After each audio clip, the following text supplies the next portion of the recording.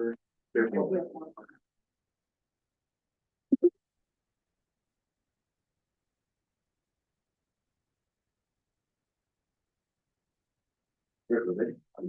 right, good afternoon, everyone. Welcome to the San Diego County Air Pollution Control District Board of Directors meeting, February 12th, 2026. We're going to go ahead and begin the meeting, and we'll start first with the call to order.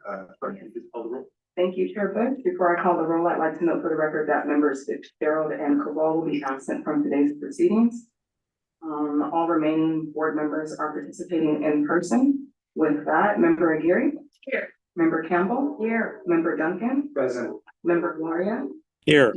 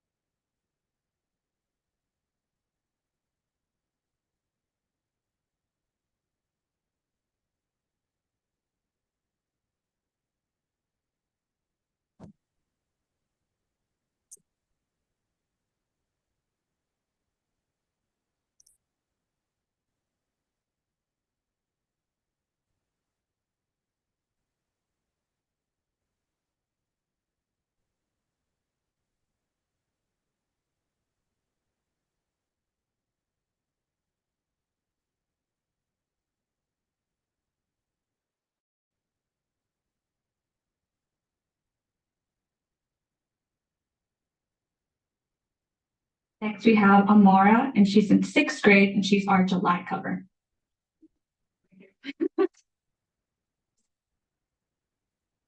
And then we have Victoria. She's 3rd grade in our August cover.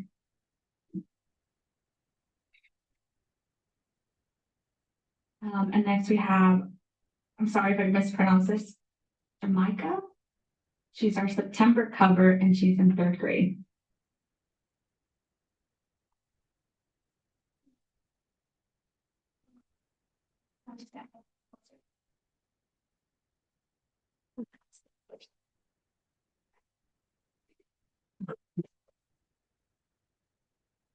Next, we have Emily. She was our October cover. She's in 5th grade. And then last, we have Ariana, and she was our November cover. 8th grade.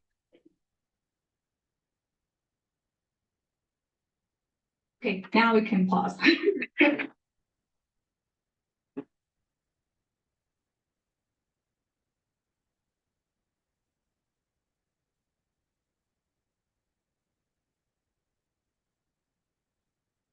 I just wanted to say a huge thank you to Kaylee and to Melina for organizing this and to all the entrants in the contest. This is the first time that we brought the winners down to the governing board. We're super proud of the work they do and hope you enjoy it. Hope you enjoy it.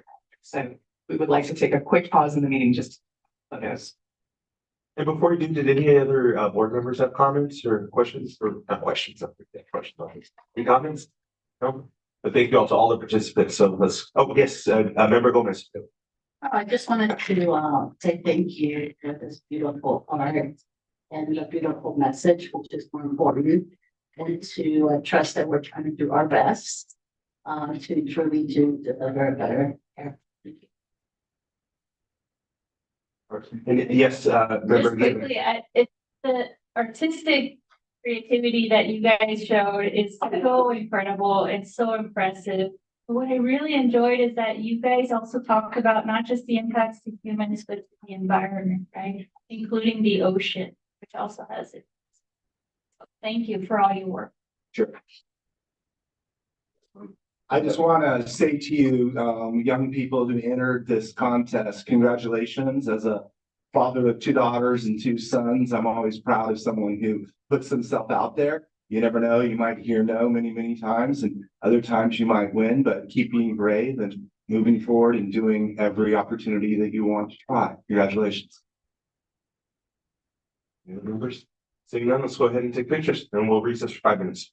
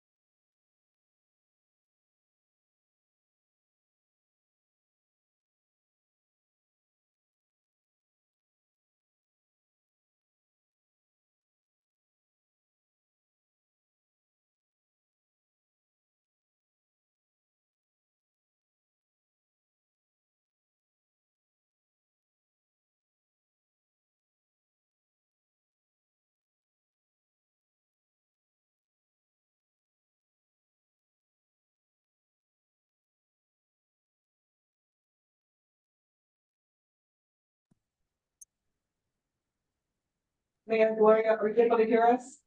I can hear you now. Yes. Okay, great. We can see you as well. Yep. Okay.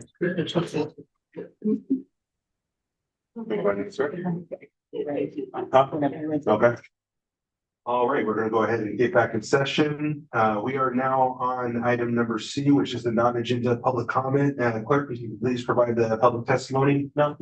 Before I provide the announcement, I would like to note that member Gloria has joined us and will be joining us virtually as permitted by the Brown Act under just cause due to travel on official business of another state or local agency. Member Gloria, is there anyone present in the vehicle with you that is 18 years of age or older?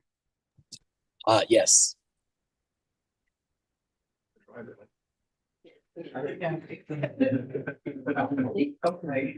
Okay, thank you. I'd like to go ahead and move to non-agenda public communication. This is an opportunity for members of the public to speak to the board on any subject matter within the board's jurisdiction, but not an item on today's agenda. We have 3 requests to speak today, 2 are in person and 1 virtually. I'll be calling the members of the public that are here in the room first, and then the virtual members. Our first speaker is Charles Ridley. You'll have 3 minutes to address the board. Please use the timer on the screen to self-monitor your time. Thank you. And you can begin by saying your name for the record. Charles Ridley. Oh, Hello. Thank you. Charles Ridley. Good afternoon, Chair and members of the governing board. My name is Charles Ridley, Deputy Chapter Director for the San Diego chapter of the Sierra Club. I'm here to reintroduce the indirect source rule to which this board will be hearing at a future meeting soon. We appreciate staff's work over the past 2 to 3 years, including the indirect source rule strategies document, the working group, and the most recent edition, which was the white paper. We just wanted to talk a little bit about a few comments that we had just to be able to address the whole board here. Some of the most meaningful benefits of an indirect source rule are not captured in regional modeling, but instead they occur at the community level where people live and suffer the health impacts of warehouse and freight pollution. San Diego's warehouse industry is growing along with diesel truck traffic. Medium and heavy duty trucks represent about 1% of the vehicles in this county, yet they generate roughly 13% of diesel particulate matter and 15% nitrogen oxide. These pollutants are linked to asthma, cardiovascular disease, and ozone formation. Communities near warehouse clusters, freight corridors, ports of entry, and major freeways, such as Barrio Logan, the Portside community, and the international border community, bear disproportionate health burdens from these different pollutants. An ISR would fill a critical regulatory gap. With the loss of the Advanced Clean Fleet Regulation, Inflation Reduction Act, and a statewide ISR currently stalling, we must act locally. California has adopted multiple indirect source rules over decades, including the most recent addition, the South Coast Rule 2305, which includes mitigation fees as a flexible option to benefit public health. New York and New Jersey are currently leading the way, and Illinois, Colorado, and other states are currently considering their own ISRs. We recently provided a legal review of the district's regulatory authority through Earth Justice, who helped to defend the South Coast Rule, which I'd be happy to share with any governing board members. Incentive programs are unfortunately not alone. A regulatory backstop is necessary to deliver timely public health protection, especially as our region remains a non-attainment for ozone and AB 617 communities confirm localized hotspots. We need an indirect source rule centered on ensuring that the South Coast model and warehouse clusters in our port of entries are centered in the discussion, while incentive programs drive innovation for this industry. We encourage this board and staff to consider the mitigation fees benefits as they're commonly used as climate mitigation.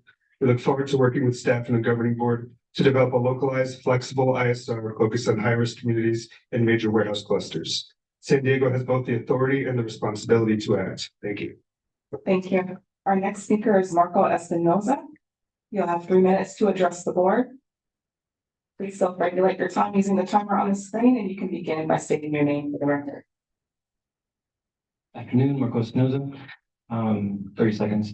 I just wanted to come here and be a public face and voice to the C1 sewage issue.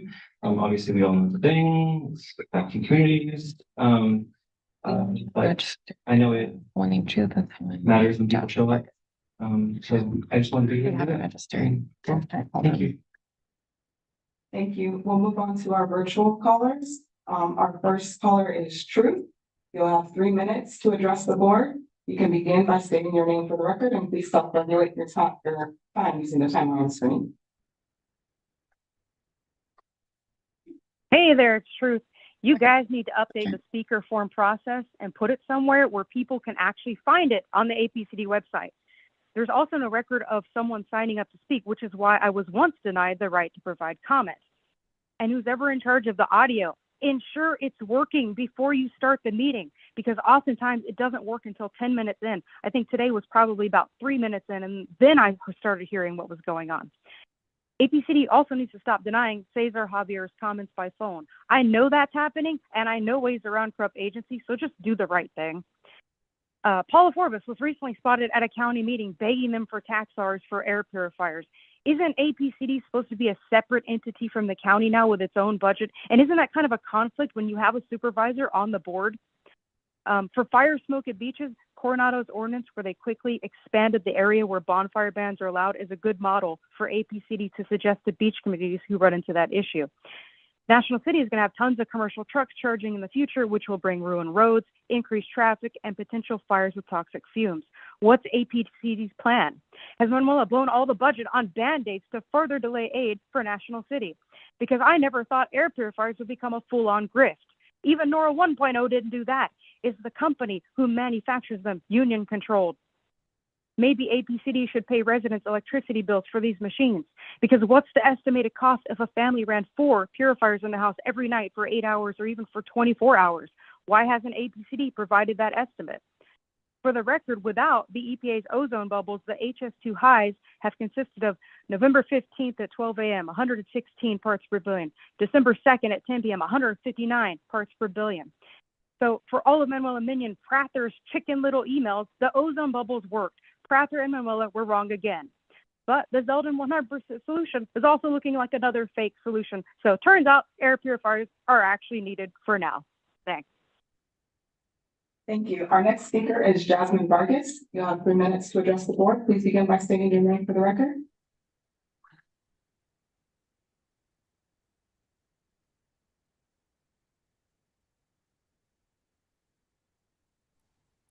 Can you hear me? Yes.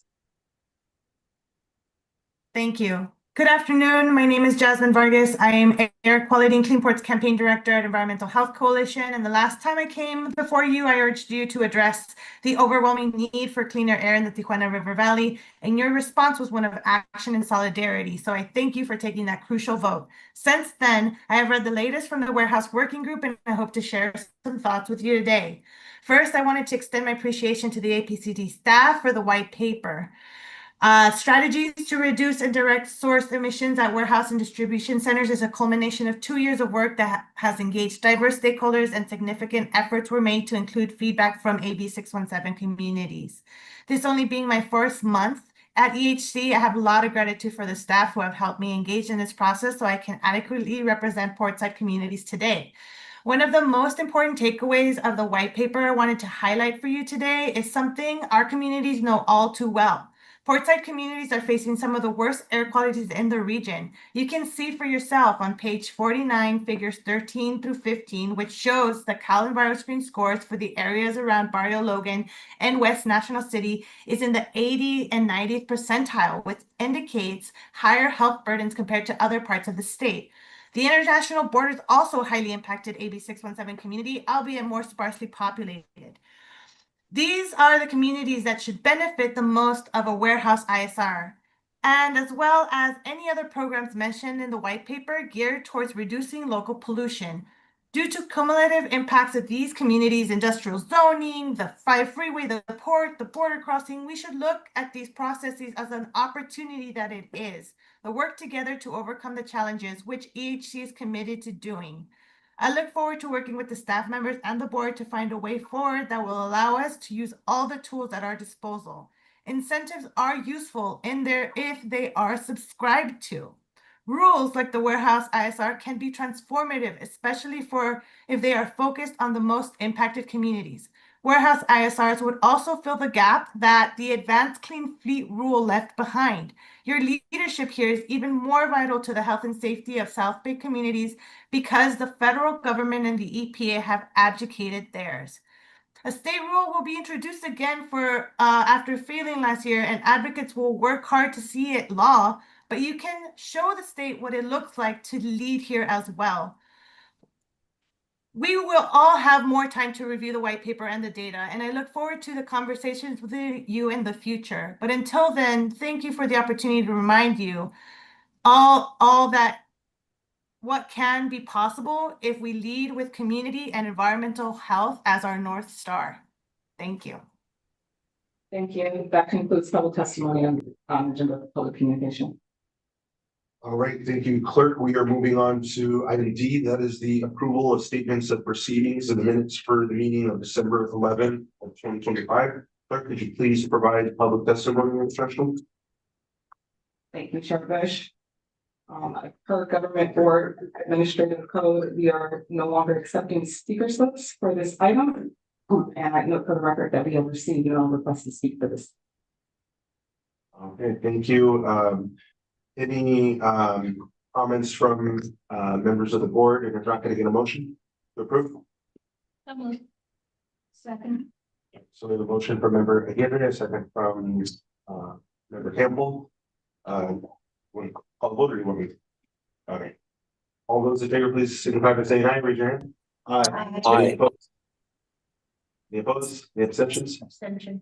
Abstention from member Long.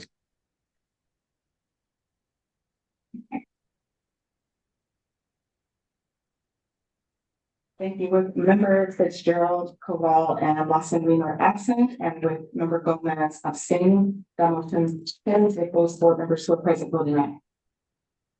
All right, moving on to the consent agenda, excuse me. We have item E1 and E3. So with that, does any member want to pull any of the items on the consent? I'm not going to get a motion to approve. I would note for the record that we have received no request to speak on this thing.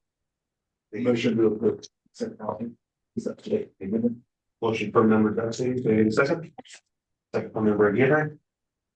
All those in favor, please signify by saying aye. Aye. Any opposed? Any abstentions? Thank you. That motion adopts the following resolutions entitled Resolution adopting amendments to Regulation 10 Standards of Performance for New Stationary Sources NSPS of the Rules and Regulations of the San Diego County Air Pollution Control District Quality Monitoring Station located on County of San Diego property in Escondido.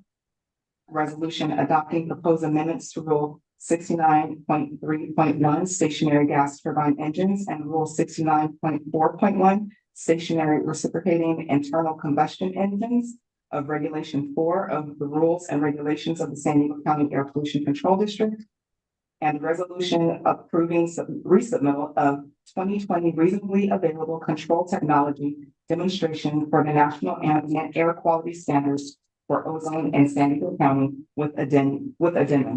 With members Fitzgerald, Lawson, and Koval absent, that motion passes with those board members who are present voting aye. So if I might, right, that first resolution you read, I thought I heard mention of an Escondido monitoring station. That was from the last one, so the last board meeting. So the proper one would be resolution adopting amendments to regulation edits, standards of performance for new stationary sources and SPS of the rules and regulations of the San Diego County Air Pollution Control District without any mention of the air monitoring station. So is there anything procedurally we needed to do there? Does it work? No, I don't think so. I think Just for the record. it was just, yeah, clarifying for the record. Yeah. Anything else? And I'll wait for clerks. Okay. Okay. Okay. Now, moving on to the regular agenda. So item F, and the first one is a presentation from the United States Navy. This is information only, and this is largely about military liaison. I'll have the clerk provide the public testimony instructions, and after that, we'll have our ADCO, Ms. Corbis, introduce the presenters. Thank you, Chair Bush. Per the Governing Board Administrative Code, the submission period is closed for request to speak on this item. Any request to speak will be heard at the conclusion of the presentation.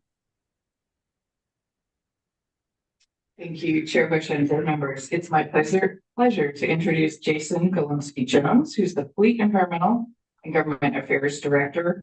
And in this role, Mr. Golomsky-Jones serves as the lead for environmental planning, policy and compliance affairs that connect Navy operations to installation and facility compliance. He also supports the regional commander as the Deputy Department of War Regional Environmental Coordinator, or REC, for all the military services throughout EPA Region 9. And he's the environmental lead for regional emergency response. We invited Mr. Golomsky-Jones to provide a presentation in advance of the board's appointment to the military liaison position to better inform the public and the board of the breadth of the military operations in San Diego County, as well as the connections to our role as air quality regulators. And with that, I will turn it over to Mr. Golomsky-Jones. Thank you. Thank you so much, Paula. Again, Jason Golomsky-Jones, Navy Region Southwest. My title is many and long, so I'll stop there. Appreciate the time today to come and talk about this role. Years ago when this board stood up, we requested this position to be put on the board because of the unique role of the military and some of our operations that happen in California. And that has morphed as we went along. And for many years, we haven't had to use it, which is great. Between the Air District and the Navy, we have healthy tension, I think is the best way to put it, as a regulated environment. But everything we've ever had issues with, we were able to talk through and understand and get to an understanding of what was the concern. However, like with regulations that come up in the state, as well as other legislation that comes in the state, we want to make sure that if there is something that could impact detrimentally the military mission, we want to inform and provide knowledge onto how that impact could happen and then potentially other ways that we can move. Go to the next slide, please. As I talked a little bit about, we have this dual mandate. And the first and foremost part of that mandate is that mission readiness piece. Supporting the fleet, the aviation, the submarines, all the tactical training that happens in San Diego and around the state, as well as all throughout Region 9, all the way into Guam and Marianas and the Federated States of Mexico. The second piece is environmental stewardship. That is one of our standards that we are required to comply with, and I'll talk about that a little bit more. But this dual mandate results in mission sustainment. If we just focus on mission and not environment, we wouldn't have beaches, we'd have erosion, we'd have all these other things, we'd have air quality. While we operate here as military members, those members are also family, and their families and the civilians that work for us live here. We're your neighbors, we're part of the community. Next slide, please. Just for a little bit more background, this is part of our 101 we provide to every incoming commanding officer. From a broader perspective, as many of the commanding officers at the bases we have here and everywhere else are more aviators, are more ship drivers. They don't deal with environmental from day to day, and the goal is always usually to see a seamless transition so that they can do their mission. But we are not exempted from air quality requirements. The Federal Facilities Compliance Act mandates that under clean air, clean water, and many other regulations that we are required to comply. So the joy is always balancing compliance with the mission and the high pace of pivot we see sometimes within the military mission itself. And as I talked about, many of those missions have a unique operational need or requirement, and we have a great team that sits down to understand when we learn about those missions, where that kind of fits into the requirements and how we can get to a yes to ensure that we can do the operation and still maintain compliance. Next slide, please. To provide that bigger picture, why Jason is here as a Navy employee speaking on behalf of the Marines and anyone else within San Diego County. This kind of gives a way the Department of War has structured out in the environmental coordination throughout the globe. So as Region 9, my boss, Rear Admiral Rich Jarrett, is the Regional Environmental Coordinator to speak on behalf of the rest of Region 9. That is delegated to me as his deputy. And our goal is to come and talk to the state, federal, and local entities and ensure a cohesive voice between the services, while also making sure that the services understand the roles and responsibilities they play.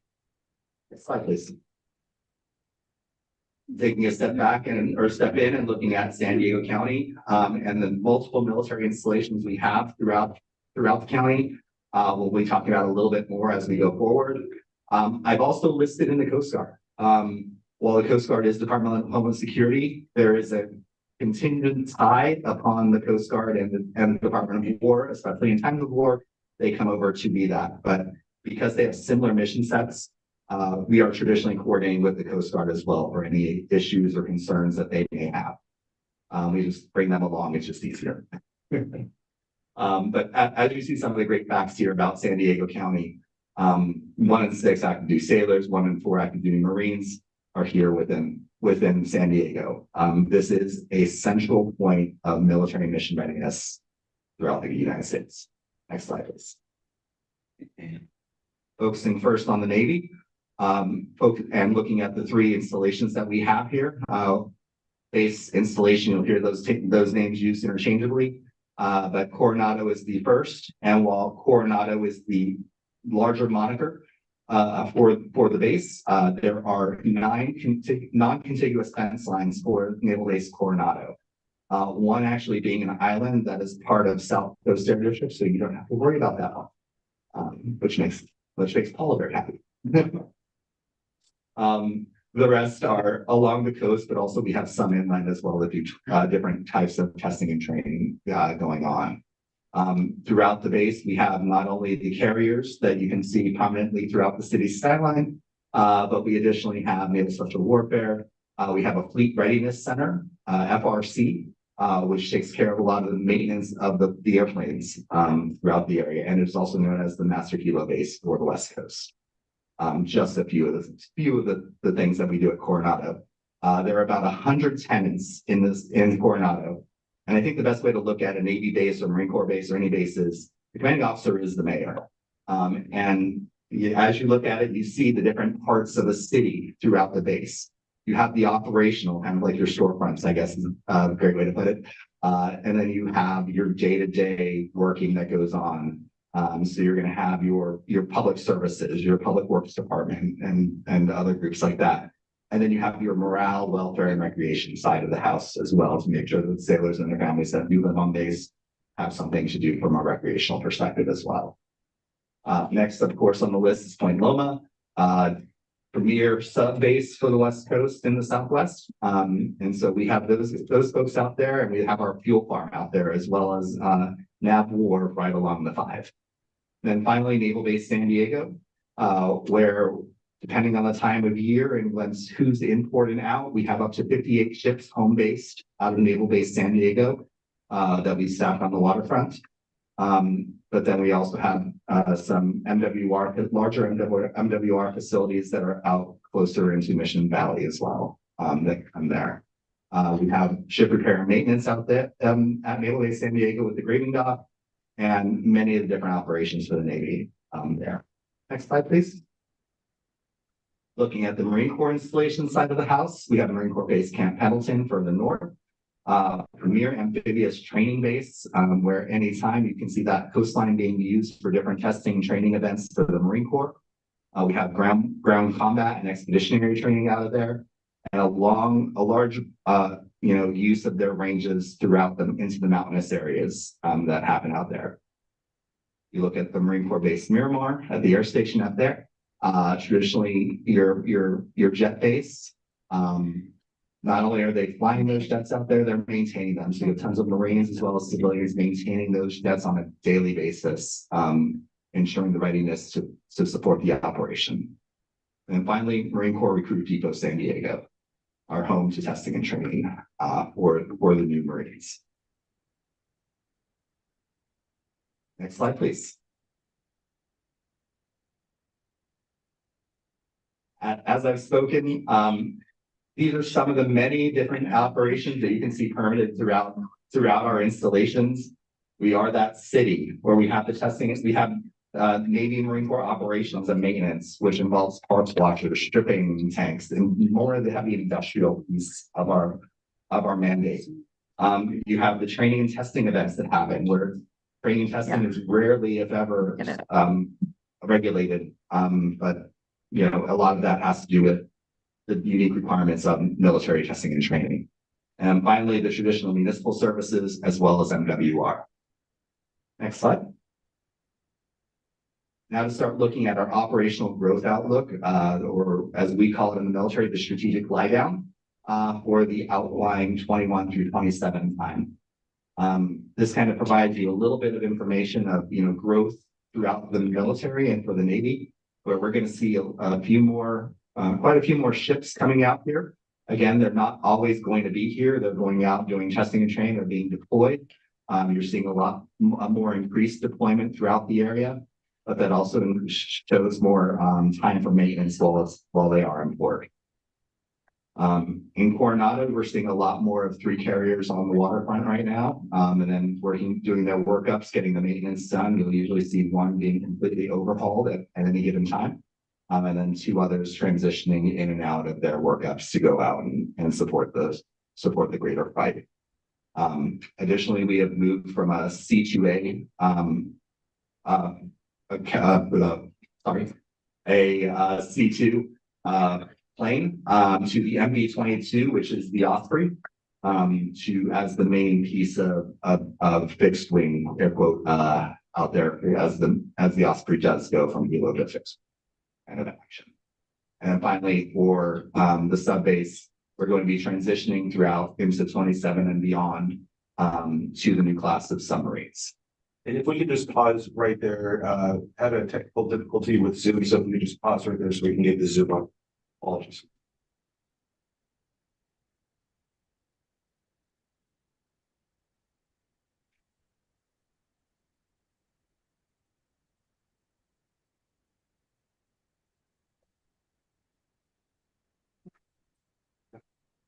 Okay, we're good. Thank you. Great. Same thing happens to us all the time.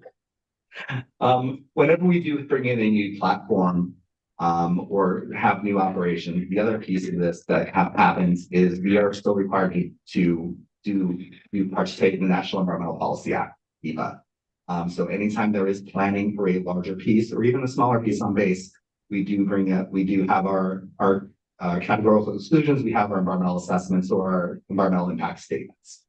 So that is another time for the public as well as the districts as one of our partner agencies to comment on any of those concerns as we move forward. Next slide, please. And now just stepping back is the broader economic impact in San Diego County. I think for the most part, this slide speaks to itself. So looking at the gross regional product, the many different participants, payroll for active duties, reserve and civilian employees is about $15.1 billion a year, which was a number that was astounding to me, but I thought it would be something, a great number to hear. Again, this report highlights, it is a report from the San Diego Military Advisory Council, and the most recent has been released on Wednesday, November 12th, 2025. Next slide, please. You know, as I've stated, you know, we are your neighbors. We share your challenges throughout the region. On the map to the right are the many Navy and Marine Corps military housing communities that we have throughout the region. Our mandate and our requirement from the federal government is housing about 10% of all military. So when you start looking at that, there are a lot more people throughout the entirety of San Diego County that where we live, as well as the civilians and else that supports the installations. So when we talk to the military, when we talk to new enlisted as well as new officers, we really push that education up. Part of the environment, we're part of the environment. We take care of the environment here because the only way we can continue our mission here is ensuring that we are compliant with all the environmental issues. And one more slide, I think we're almost done. Finally, again, thank you for your time. as we brought up, I think because of the stronger partnership we've had for the last many years, we haven't really needed to use this number. However, we are always happy to give tours and provide more education and information as our mission. If there are some issues or concerns, we would love to tap into that person as well to ensure that they understand our issues and can be brought forward. Thank you so much for your time. All right, thank you. Clerk, would you go ahead and provide the public testimony and then any comments? Yes, so we have one member of the public that wishes to speak. Truth, you'll have 3 minutes to address the board. Please begin by stating your name for the record. Hey there, it's Truth. I'm speaking as a Navy supporter, as in I literally wouldn't exist without the Navy. I would have never lived in California without the Navy, as in both my parents are Navy veterans, and about a third of my life was spent moving thanks to the Navy. I think I'm going to keep moving forever, I think is what happens. I also grew up going on carrier, so I know the smell, I know the whole thing, but I will say I'm a little disappointed because maybe it's just the really bad audio. Here I go, we're talking about audio again, but it's kind of like I didn't hear what I was expecting to hear. I was kind of wanting to hear, okay, here's the fleet, here's this, we're doing this, and then here's what we've done to mitigate environmental issues or concerns. I don't think I heard that. Maybe I wasn't paying attention well enough. But I have enjoyed watching war games from Coronado Imperial Beach. But, I also think of like other issues. Barrio Logan and National City don't have those types of views. Barrio Logan provides industrial views with damaged streets. National City provides views of blocked military facilities, without bay access. Both areas experience a uniquely unhealthy negative return. So I'd like to know what the Navy is or can offer these areas to not only improve air quality, but have a mechanism to fund permanent quality of life improvements.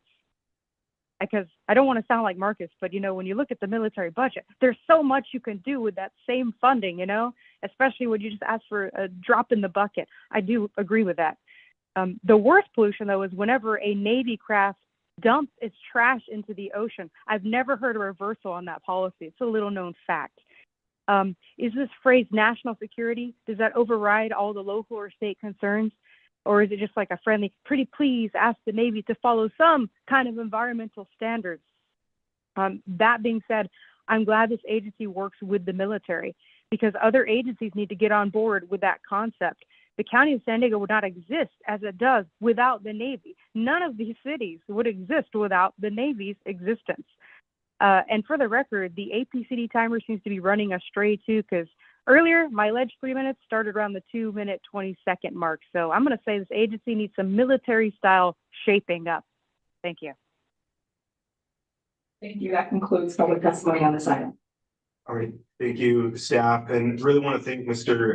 Golumsky Jones for coming and presenting. We haven't had a presentation like this before, so this gives a good overview, especially the connection with our military liaison position. So I really appreciate that. I wanted to hear from staff.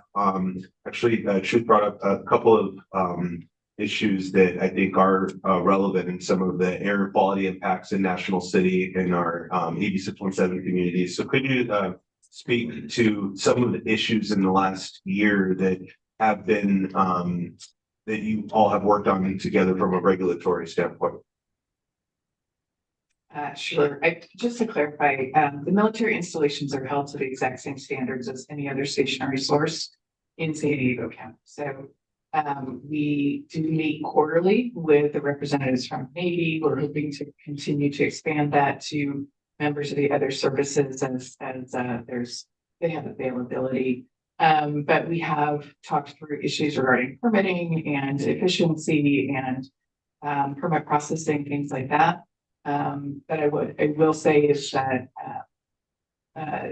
we again regulate them just as we would any other stationary source. There was the Navy ship fire several years ago that everybody's familiar with. There was enforcement action associated with that partially funded the original care program. But that was a real outlier situation in terms of compliance. And is the pair program, is this current cycle, is there any military funding or any Navy funding that's going to this pair program, which part of which is for those that might not remember is the air filters, so it's a big significant. Not at this time, but we're continuing to look at potential sources of revenue for that. Great. Well, and I do hope we can get that. And I see question, comment from member Gomez. Thank you, and thank you for the presentation. And perhaps there could be a follow-up, but I too noted that I would love to hear more on what is the plan and what are the implementation tactics that are being incorporated to minimize air pollution. That would be great. And I actually also wrote the Navy fire, and I was very involved in that when it happened. And one of the things that I'm hoping to learn more about is the outcome of that. What has come after that happened? I'm glad there was that air purifiers, but that's not the answer. There were people that were impacted and immediately we weren't communicating. They didn't know what to do. They didn't have a place to go, refuge to go. So I'm hoping that there is an emergency plan. So I don't know if you can speak to any of that right now, or if there could be a follow-up to be more informed of what you're doing. Hey, Mr. Olympi Jones, please feel free to everyone respond. Sure, I'll start with at least the contingency planning and the training that we are doing after the BHR and some of the lessons learned.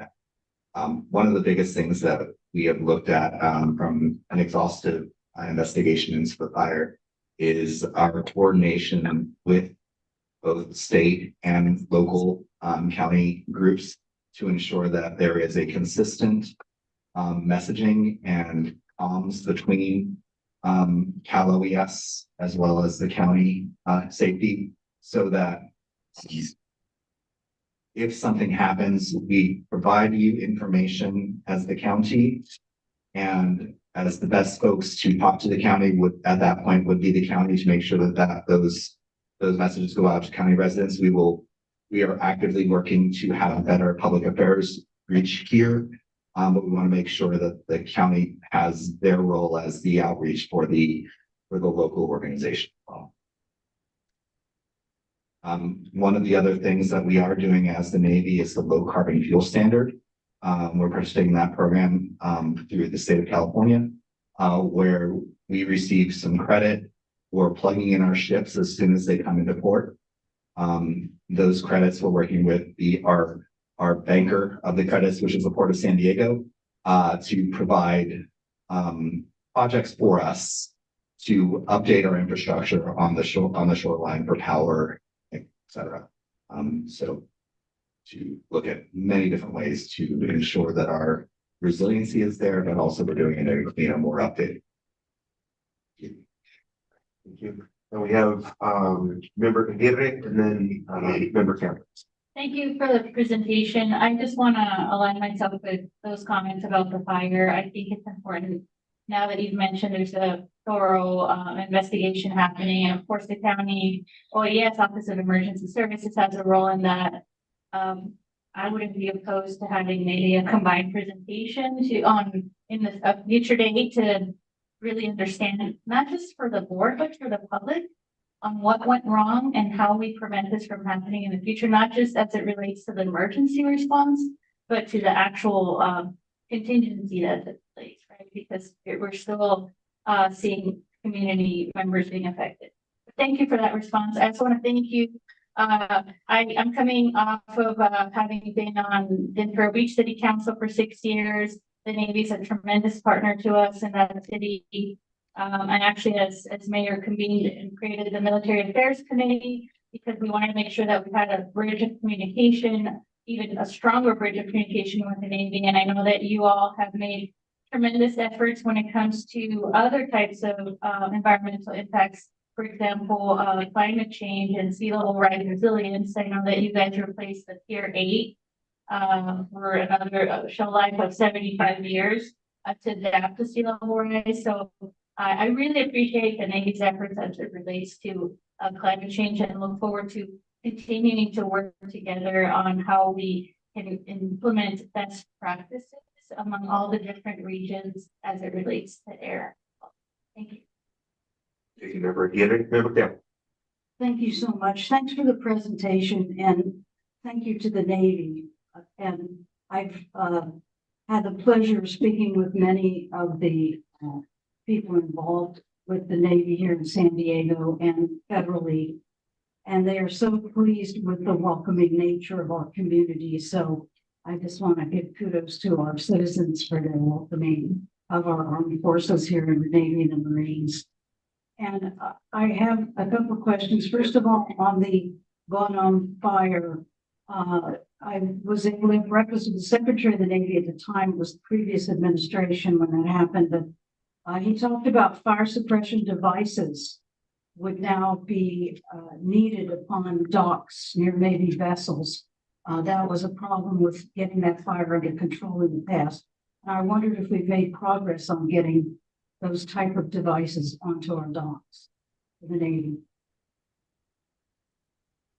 That would be something I would need to get back to you on. That's not part of my overall scope of my job, but I can work with the right folks to find out how that's being addressed. Thank you. I really appreciate it. It's been a long time, so I imagine some good work has been done. He was talking about the entire naval system throughout our nation so that it would be safer on the docks in the future. And the second thing I wanted to ask about were the SEAL teams. I'm quite concerned. I'm a physician, and I'm quite concerned that that they train in that terrible water with Tijuana sewage. Now I know in some ways it's incredible that they can train in that water and survive. And but I would love to hear a report on how many of them become ill, how many days are missed because of that, how many of them can't go on with their training because of it. I'm sure in other places in the world there are tremendously polluted waters that they have to work in, but I really hate to see that in our own country. Whatever we can do to resolve that problem, I'm with you 1,000%. I am also on the city council for the city of San Diego. Thank you so much. Thank you. I can give you a little bit of the answer to the question you asked. I don't have all the information, especially when it comes to medical, with naval special warfare or the other operators who are in the water. First and foremost, we are in support in this issue. We take it seriously, but we support EPA as the federal lead for the events. With that being said, we thank San Diego County for going out there and doing the water testing. Our operators, anytime that there is an event that's happening in the water, part of the instruction they have is to look at the water quality for the event. What we as the Navy do at that point is take that information and look for different ways to either cancel the events. But traditionally what we end up doing more of is either mitigating traditionally going into San Diego Bay to do much of the training there, or significantly reducing the time if it's not in the red, but in a lower category depending on the missions. Sure. I'm sorry. I was going to say thank you very much. And I really think the answer is to resolve the pollution problem at the source only across from the border on our side. We need to resolve this problem, even if we have to do it ourselves. And so I really hope the Navy would back us politically asking for that so that we could clear that water up. Thank you. Member Duncan. Thank you. Just a couple brief comments on that because I don't go too far afield of what our board's mission is, but there's a Navy Inspector General report that came out specifically on the issue of the SEALs training in the water about a year ago. It did confirm a lot of what had been happening, where they have been training and they're included in dirty water for quite a long time. And obviously, if you live in Coronado or on the beach, you see them in there when it's close. So there have been some good changes that have come out of that. But I had the same frustration that maybe you just mentioned, that for quite a while, it was hard to get a real public statement. I wanted a short statement from the Navy just to use when we were lobbying in DC in support of the desire to really ensure the funding was there. But things have improved in that regard of the relationship with the Navy. And we have an incredible relationship with NBC and their mayor, Wookie, and the Imperial Beach outlying field as part of NBC as well. And I think things have improved dramatically, but if you haven't seen that, Inspector General report, I'll send it. Thank you so much, appreciate it. Thank you. Thank you. Any other board comments? Seeing none, thank you. We will move on to item F2, the selection of officers, chair, vice chair, and military liaison of the San Diego County Air Pollution Control District Governing Board. For today, we're going over the chair. We are going to table until the next meeting, the vice chair and military liaison, which we'll get into in a minute. For any other questions or comments about that. But with that, I'm going to go ahead and have the clerk provide the public testimony. Thank you, Chair Bursch. Per the governing board administrative code, the submission period is closed for request to speak on this item. All public testimony will be heard at the conclusion of any comments of staff or board comments. We do have one request to speak on this item. Great. And with that, we're going to bifurcate the motion and open the table procedurally for nominations. And is this the appropriate time, or do we need to do public testimony first? Public testimony will come first, but if there's any comments that need to be made prior to that, you can make those comments, but I will hold nominations and so I think we could wait for that. Okay, we'll go on to the public testimony. Okay. We have one speaker, True. You'll have 3 minutes to address the board. Please begin by stating your name for the record. Hey there, it's Truth. So I have no issue with keeping young man Marcus as chair and the Queen of Solutions, Laura, as the military liaison. I would recommend as options for chair or even vice chair, John, Judy, Laura, and Marcus. Judy only because she stays silent, and I would love to hear her finally say something. For military liaison, I recommend John. I can't think of anyone here who would be more knowledgeable on military issues, as you just heard, because I don't know if anybody knows this. He actually conveniently lives pretty close to a base, so it's a good choice. Unfortunately, for a variety of reasons, there are many people I would not support in any position. I could pull a Fitzgerald and stay silent on what's true, but everybody knows I can't do that. So I'm going to say why I don't support certain individuals. Manuela is way too divisive with colleagues and often combative with the public, and has displayed some unnecessary sarcasm with both the board and the public. Jennifer Clampdown Campbell has a history of trying to have the public arrested since 2020. Todd has aided in ruining the city of San Diego and never showing up to anything that isn't a press conference or a power play. APCD is actually the only exception. I'd like to know why. And does he actually know how to drive himself, or only can pay for chauffeurs with our tax dollars, of course? Georgette likes to think she can control the decibels at which people speak, which is an anti-American, anti-veteran direct discrimination against those who serve or served as sailors doing things like working on jets. So therefore cannot hear as well as your average person, and so speak louder. Manuel has also displayed such discrimination in the past, for the record. Tara is actually sometimes okay at running a meeting, but she actually loathes public comment, hence why she limits comment to 60 seconds at the county, and she even previously wanted to limit the right to address one's own government to only 30 seconds. She also refers to meetings as mere political theater. Paula has passion and knowledge, but lacks experience to run a meeting, and I do question her loyalties at times. And for the record, I have nothing personal against everybody but one. So that's me being civil compared to what anybody on the streets would say about some of you guys. And for some, it would be well earned. But in conclusion, my two top picks are Marcus and John, because they both are generally respectful people and both passionate about environmental issues. And that is the type of person you want in charge of a board running a meeting, because anything else is going to result in chaos. And as I recently said at a Sandag, it only takes one person to send it downhill fast. So please make sure whoever you pick as chair fits those two categories that I just said: respect and cares about these issues. Thank you. Thank you. That concludes public testimony on this item. Thank you. So, thank you. So moving on to the chair discussion. So I'm serving as chair. It's been an honor to serve as chair. When I first stepped into this role, I think a lot of you guys remember that it was Jack Shu, and he was the chair, and then it was Esther Sanchez, and so she was off the board, and so I stepped back into that role as chair, nominated Dr. Anne Marie Burbeck Garcia as vice chair, And so I made my intent known, and I'm staying consistent with that, that I'm stepping down as chair. I've served my time. It's been an honor to serve. And I would like to nominate Vice Chair and Marie Burkbeck Garcia into that chair role.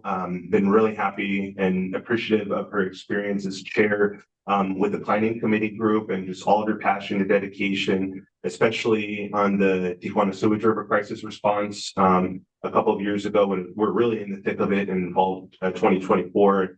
And it was really, again, want to give credit to our former chair, Jack Shu, for taking such leadership and initiative on that. And I stepped and helped him. But Dr. Burkbeck Garcia, you also were a huge part of that, especially from the health aspect of it. And so really appreciate your work, and honored to nominate you for chair to lead this organization. Give it a second.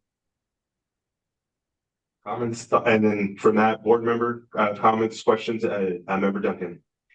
Yeah, I'll just make a brief comment. I'd be happy to support you as chair. I know we had one kind of disagreement one time about how a meeting ran, and for me, it's funny. The reason I mentioned this, I was reading something else today.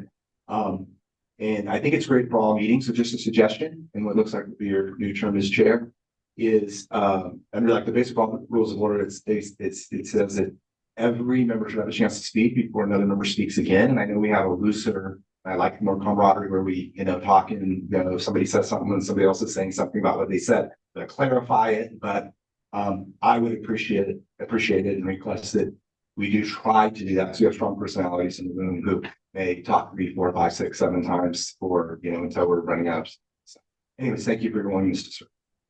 I agree with that, member Duncan, and you're one of those strong personalities. So no, and I will say, member Duncan, part of that was my fault, and sometimes on the peripheral view, like sometimes even a couple times even today, I've missed member Campbell. So I appreciate that advice. Member Given, and a member. Okay, sorry. A member Campbell.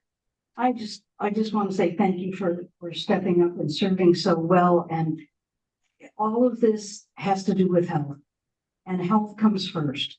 When all of our citizens are healthy, we will have a good community and a safe community. And so I, as a physician, fellow physician, I am so glad that you're going to step up to this job. And I thank you for that. Thank you, Marcus, for your leadership. Thank you. And then looking around, member Gloria, I want to make sure I don't forget you. Did you have any thoughts? I just want to make sure I didn't miss you. Mr. Chairman, you're very kind. Thank you for thinking of me. I very supportive of the nomination and grateful for our vice chair being willing to ascend to the chair's position. I did want to ask the question. I heard the comment about and received the request in writing to delay the vice chair vote. Curious what the thought behind not doing that for all the officer positions. Is there an urgency to advancing the chair position today, or given the other two being trailed, does it make more sense to do them all at once? Sure. So I just wanted to bifurcate. I thought it made it smoother. So we have a couple of nominations for vice chair, potential nominations for military liaison. Like I wanted to talk more about that and put my potential interest. And then on the standing committee is a different item. So I think I want to hear go through the chair item first, and then we can make a motion. I think that's a proper procedure on the rest of the items. Understood. Thank you, Mr. Chairman. Member again. I just want to thank you, Chair, for your leadership, especially during the very, I'm just gonna say it how it is, the dark times that we experienced back in September of 2024.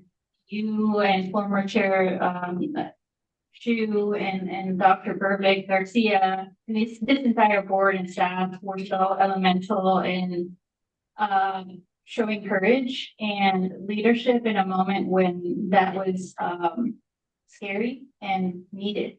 So I want to just thank you for your leadership and just being a great chair.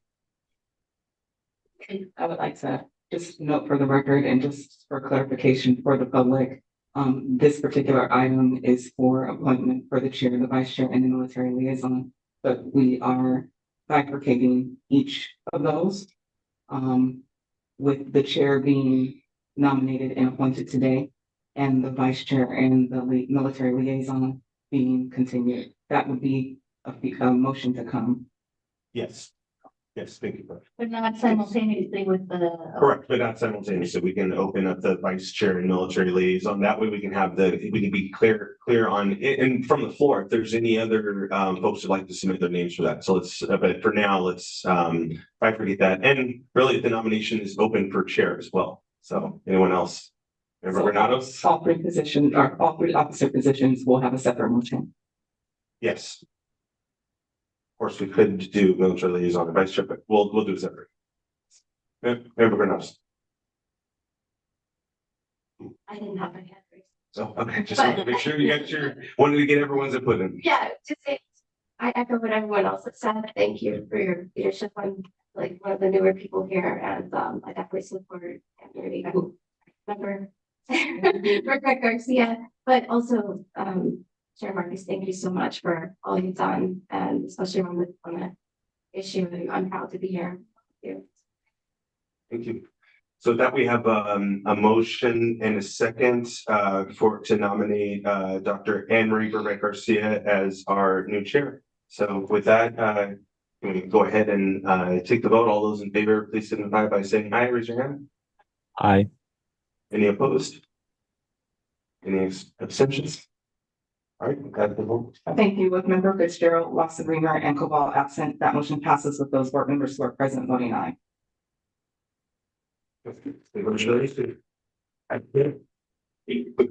So we're continuing the meeting. So the other two items, vice chair. So we have, it sounds like at least two nominations. Member Cobalt did submit her interest and she asked to table this. She couldn't be here. I will disclose that I met with her a couple of weeks ago when she expressed that she did tell me that she was going to be on vacation. I told her, well, I think it's, you should be able to zoom in. So a few days ago when she informed staff and the legal counsel, because it's a vacation of personal, it's and not a work related, she wasn't allowed to participate over Zoom. So appreciate you guys for correcting that. And we have member Aguirre who also wanted to submit her name. And so, to give Cobalt a chance, I was supportive of tabling it, but I wanted to give member Aguirre the chance if she had anything to say. She wanted to publicly confirm that she was interested in that role, and then leave the floor, the nomination open to anyone else, so that we can have that discussion, but then still hold over the actual vote until member Cobalt comes. But with that, member Aguirre? Yeah, well, subject to if others think that we should table it or move forward, I do want to submit myself as vice chair nominee. I think that Dr. Rebecca Garcia is going to do an incredible job. I want to make sure that I am a strong number two to her. I do bring some experience to the table. I have been working on environmental justice for the last 20 years, not only in my capacity currently as county supervisor, but also as former mayor, former council member, and before that, as an activist, environmental activist. I have a graduate degree in environmental conservation and experience having worked in Capitol Hill for a United States Senator, so very familiar with the Clean Air Act, Clean Water Act, the National Environmental Pollution Act, and all the branches within the Department of Interior. But I think most importantly, I represent a community that, not new to any of you, is suffering from the worst environmental public health emergency in the Western Hemisphere, especially as it relates to air pollution of many different calibers. I'm very grateful to have learned so much from Dr. Granados and Dr. Prather and all the scientists that have been working on not only raising the alarm on this particular matter, but making efforts to better protect health. And I want to echo what board member Campbell said about this all comes down to health.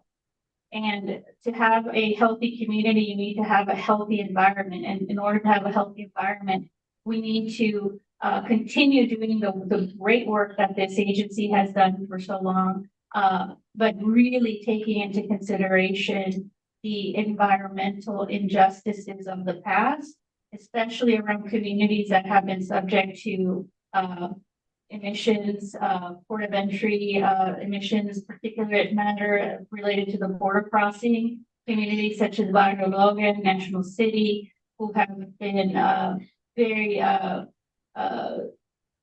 impacted by all of these pollutants in many different ways. These are communities that already, have a disadvantage, economically and in many other ways. So I think that, I would bring all that experience to the table. But most importantly, being a strong right hand to the current chair. This is my full-time job, so I am not gonna miss one single meeting. I have a good track record, and I think that's important to take into consideration because Dr. Burbank Garcia may have times in her private sector. She may have to be called away, and I'm just wanting to make sure that I'm here representing you and this board well. So that's thank you very much. Thank you, Member Given. Any other comments, motions, Member Gomez? Yeah, so that, well, hey, my question was gonna be, did you make a motion to postpone? Or I didn't yet. Right now, it's just nominations and conversations, and I'll make a motion after you hear from everyone. Okay, okay, I just wanted to clarify one.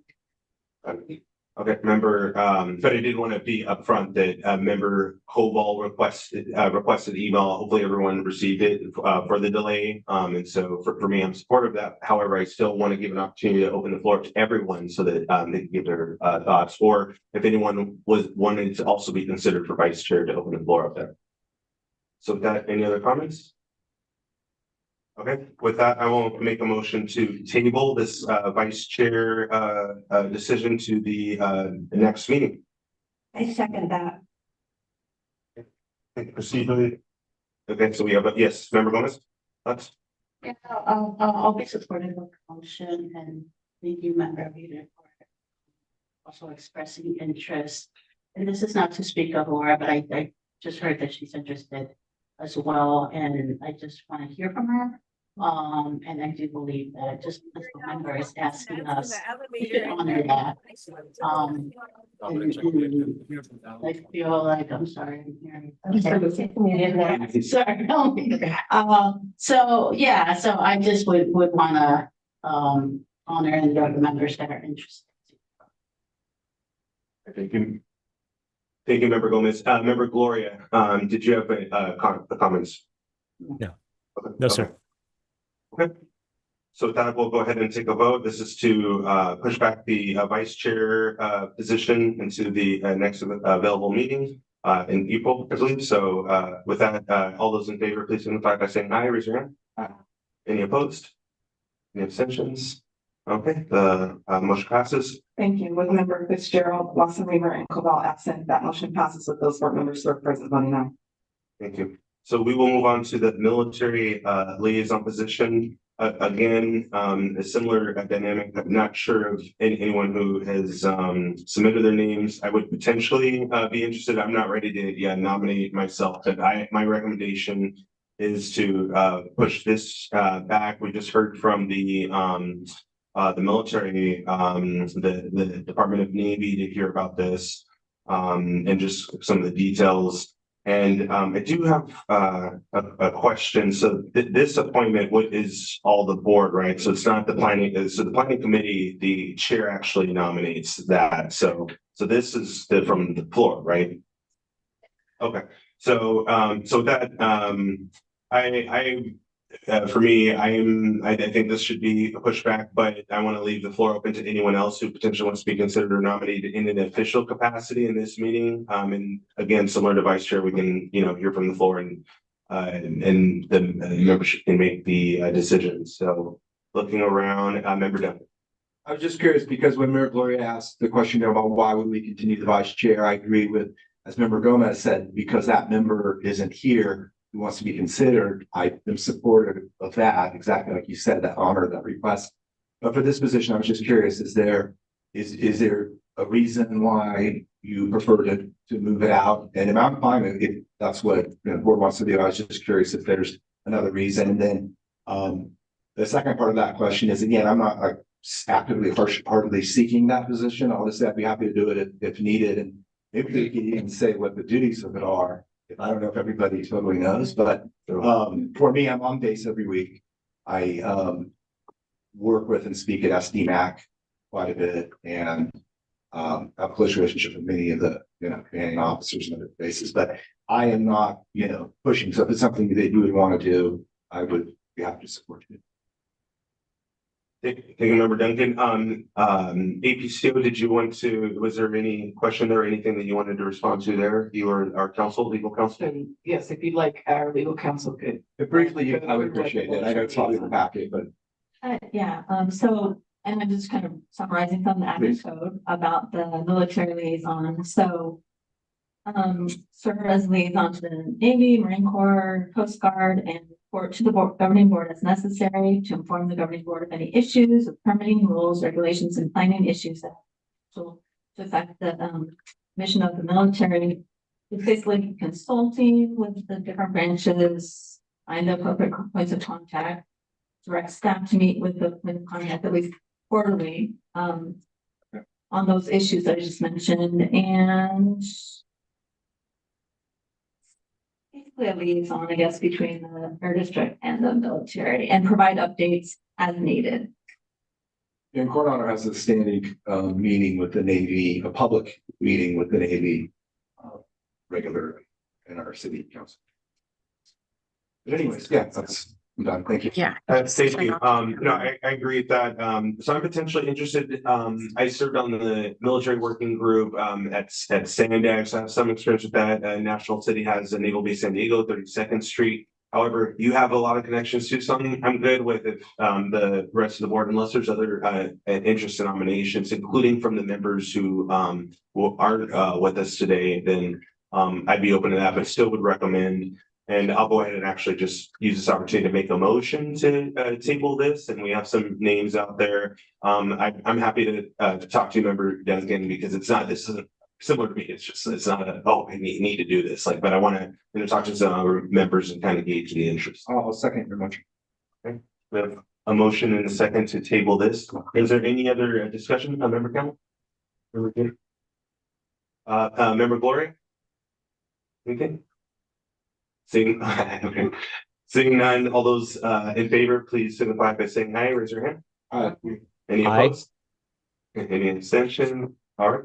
Thank you, Member Fitzgerald, Lawson, Member, and Cobalt absent. That motion passes with those board members who are present voting aye.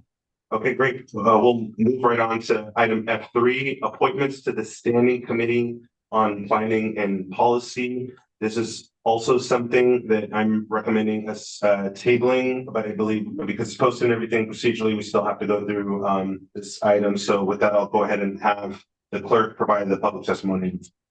Thank you, Chair Bush. Per the governing board administrative code, the submission period is closed for requests to speak on this item. Any public testimony will be heard at the conclusion of any comments that the board or staff has. We do have one request to speak on this item. Thank you. Do you want to move on to the public speaking? Sure. We have one public speaker, Truth. You have 3 minutes to address the board, and you can begin by stating your name for the record.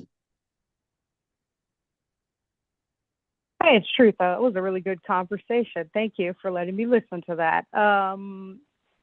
What can I say about this? I'm glad that you're tabling it. That's what I have to say. I agree, and I think that's very ethical, and I'm glad that there were no disagreements, or at least open disagreements about that. So my opinions on everyone have not changed since the last item, or even within the conversation. But I will say something else.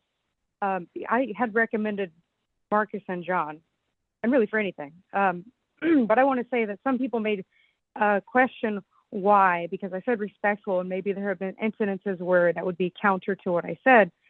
But when I judge people, I'm judging them not on perfection, but by the content of their heart and character. Isn't that great for Valentine's Day coming up?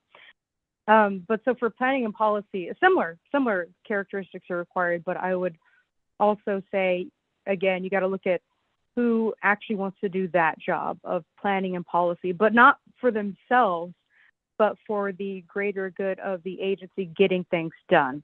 And so when you do come back to this conversation, again, I want you to consider that. Thank you. Thank you. That concludes public testimony on this item. Okay, thank you, and thank you, True. Appreciate the compliments. with that, I'm going to open up the floor for discussion for members. So this planning committee, this is a chair appointment.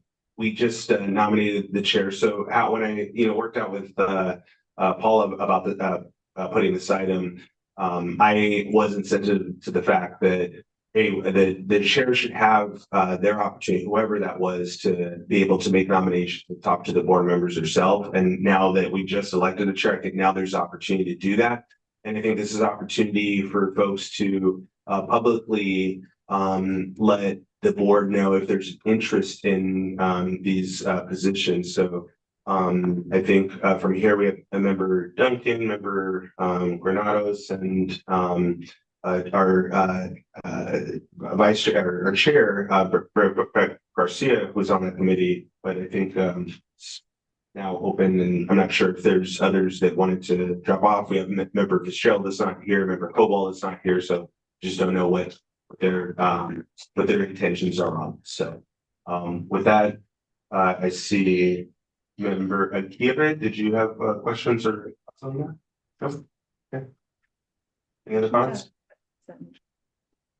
No motion yet. I'll make the motion. I wanted to listen to everyone. Member Gomez? Yeah, thank you for that. I was wondering the reasoning, and that makes sense. So I'm wondering if our new chair, if you're gonna be reaching out, or are we speaking if interested right now? What would be the setting in which we're gonna be? I was planning on reaching out to the members if I was elected chair. I didn't want to be presumptuous. The other thing is, if anyone is interested that's here today, I'd like to know. I know I've spoken to member Koval, and she has been my vice chair. I've been the chair for the planning and policy committee. I was planning on stepping down from that role. And she was interested in the position of chair. But if anyone else is interested in that position, I would love to hear about it. She and I have also discussed the position of vice chair, but I haven't reached out to that for yet about that to see if that's something they're interested in. If anyone else is interested in being on the planning and policy committee, I've been on it for almost 4 years now. So I don't mind stepping back from that role, but if anyone's interested, I'll just stay out as a member also. So Thank you for that. So I was on it before for a bit, and then I stepped down just because it's a bit too much. But I'll express interest in being considered for it. Perfect. Thank you, Georgia. Anyone else that wants to express interest? Member Gloria, member Member Gloria has left the meeting. Oh, okay, got it. Okay. Well, so with that, member Duncan.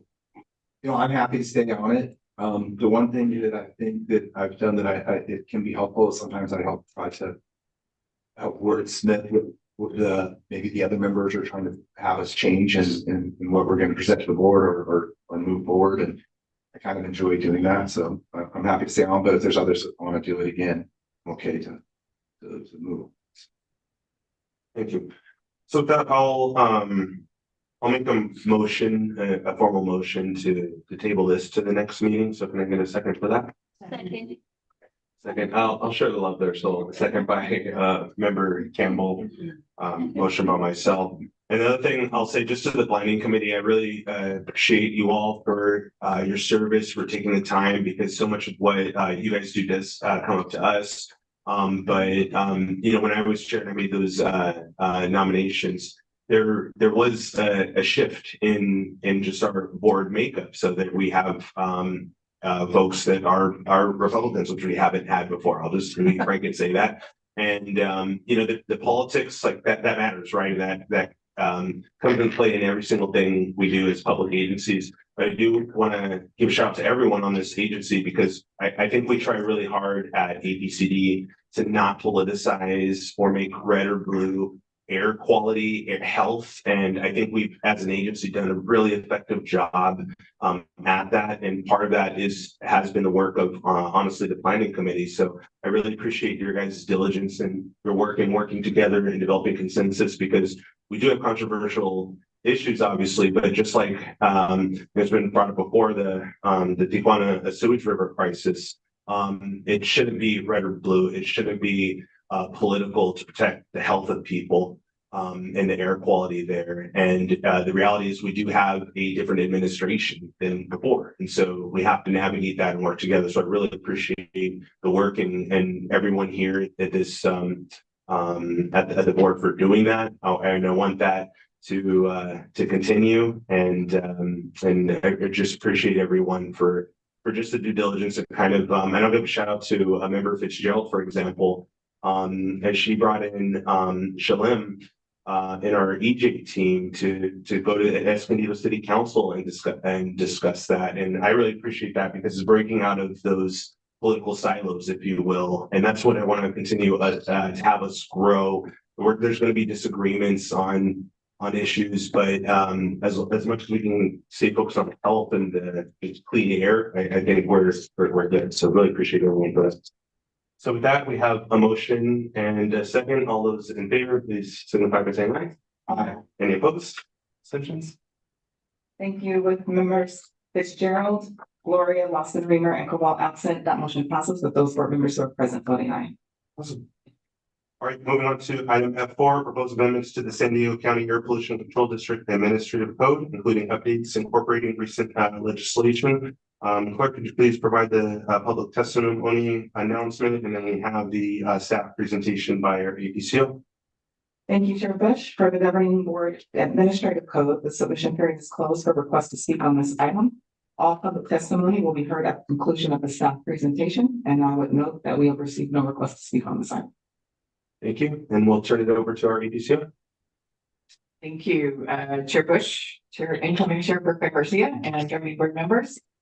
This item is related to proposed amendments to the SDAPCD Administrative Code to reflect amendments to state law that passed in 2025. And so presenting with me today is Senior Deputy Heidi Gabriel Pack, who has worked on these amendments. Can we go on to the next slide, please? And so what we're doing with these proposed amendments is seeking to incorporate applicable provisions of recent legislation into our administrative code. The first is relating to 8652. This was legislation that was brought forward by Assemblymember David Alvarez, which made specific changes to the structure of the SDAPCD governing board.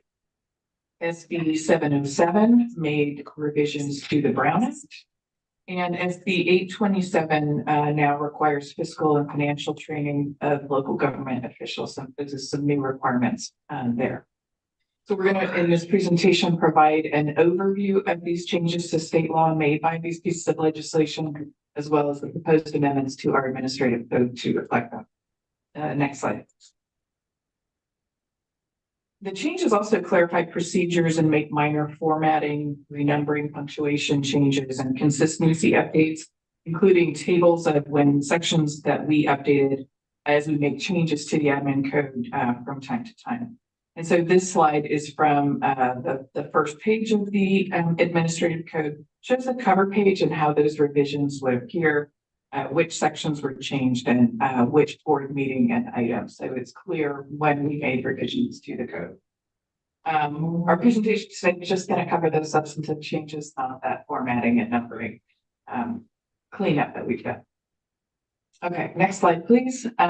So as you recall, AB 423 was legislation that was introduced by then Assemblymember Gloria, which created this governing board. AB 652 amended a few of the provisions related to this governing board. It is specific only to the San Diego Air District. And so the changes incorporated by AB 652 include allowing for the appointment of governing board member alternates, staggered terms for some members in 2029, carve the board members that can be appointed to the California Air Resources Board, as well as to the military liaison. Previously, under AB 423, those positions were limited to the county supervisors. With the passage of AB 652, it's now been officially opened up to any member of the governing board. And there's also language in there that clarifies that the appointees made by the appointments made by the city selection committee can be a mayor, not just a council member, just to be clear. Okay, next slide, please. And so with those changes in state law, we saw the need to incorporate changes in several sections of the admin code. I'm just going to hit them really quickly. This slide shows changes in section 2.1.1, again, including that mayors or city council members can be appointed by the city selection committee, staggering terms and referring to alternates where appropriate in the code. Alternates have the same manner of appointment, meaning they're appointed in the same way as the primary member. They have the same terms of service and duties as the regular member. And one thing to note for you is that alternates are not required to be appointed. They may be appointed under state law, but it's not a requirement. We also added notice requirements in the admin code. So when a primary member knows they're not going to be able to attend a meeting, the requirement is to provide 72 hours notice to the alternate and to the board clerk so that we can ensure that that alternate can appear at the meeting.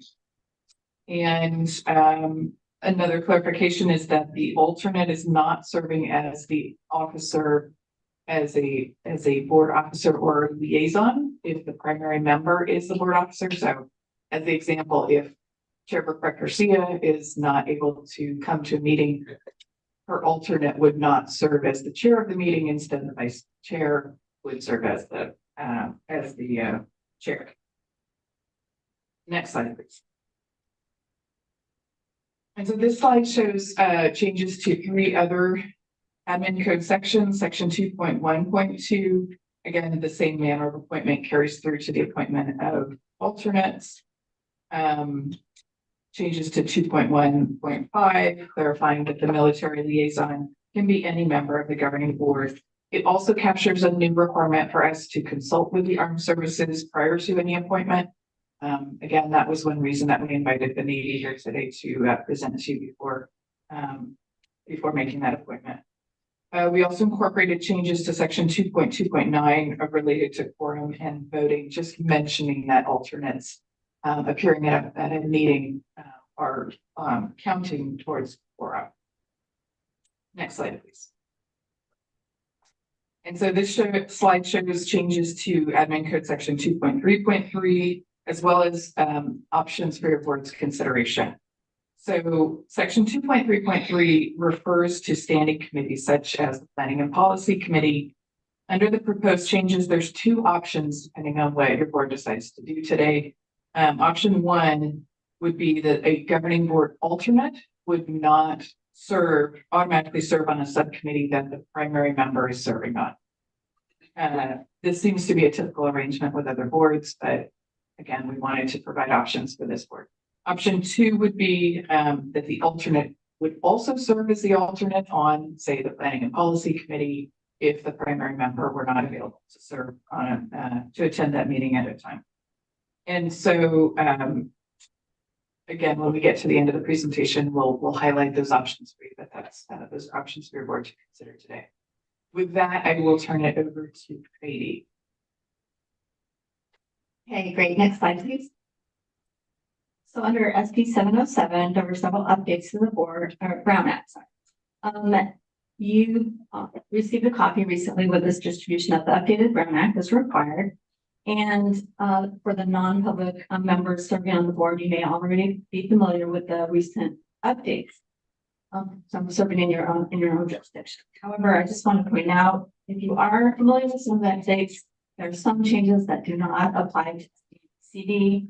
For example, SDAPCD is not an eligible legislative body, which has a lot of other requirements in the Brown Act. We did not, they don't apply at this time because based on the FTEs and the annual revenues.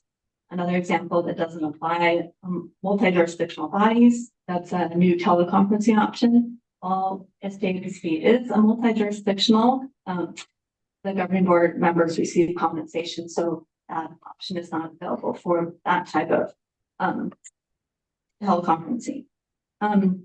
Some changes, however, that do apply to the APCD. So there's the new types of teleconferencing. So the ADA, Americans with Disabilities Act. So if you have a board member with a disability, it's now allowed as a reasonable accommodation under the ADA, and that would be a way that they could teleconference for meetings. You'll probably remember from last year, there were emergency circumstances and just cause reasons why you could teleconference. Now those have been combined into one option, which is known as just cause.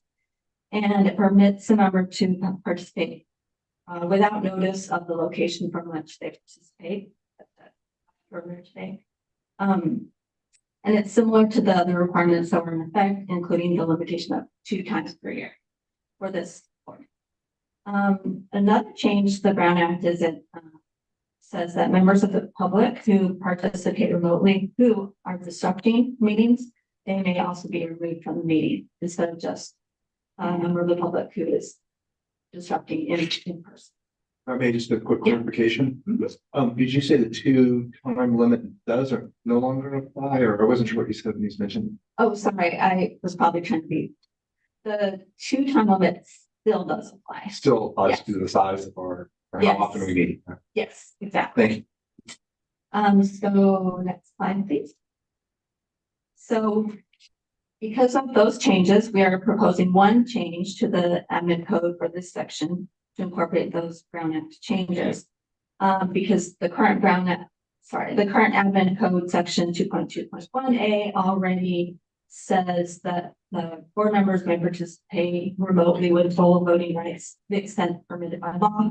And that section also refers to the Brown Act directly. So, but with this section, we wanted to update just the inclusion from the Brown changes. So the person who disrupts the proceeding may be meeting, whether participating remotely or not.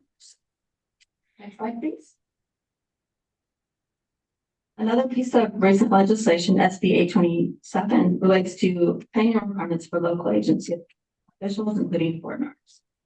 Additional agency officials will be required to take the ethics training that you already take. In addition, there is a new training for fiscal and financial matters. Since all of you started your service before the first of the year, you will have 2 years to complete the training. However, of course, your alternates will only 6 months after they are appointed to complete the training. The training records are public records, and they're starting in July. There has to be instructions on our website to training records for the public. Next slide, please. This slide shows the changes to proposed changes to admin code sections 2.1.4 and 3.5 that we are suggesting because of SB 827. Essentially, since the training is required by state law, compensation or expenses would be pre-approved, and they do not need to be approved by the board chair. It will be similarly to your attendance here today at board meetings doesn't need to be pre-approved. Another clarification with the revisions would be that approval of the expenses or compensation for the board chair would require prior approval by the vice chair, just to align with the prior approval needed for other board members. And similarly with the hearing board, yeah, that's the board change. Next slide, please. Okay, so this slide shows our suggested changes to admin code section 6.4 because of SB 827. So it just basically refers to the required people who have to take, or positions that have to take these trainings, and it just refers back to the government code. So I will turn the time back over to Paula. Thank you, Heidi. Next slide, please. So the requesting action today for your board is to find this action exempt from CEQA. To approve one of the 2 options. Again, the difference between them is whether the board would like alternate members to be able to also serve on a standing committee of the board in the stead of the primary member.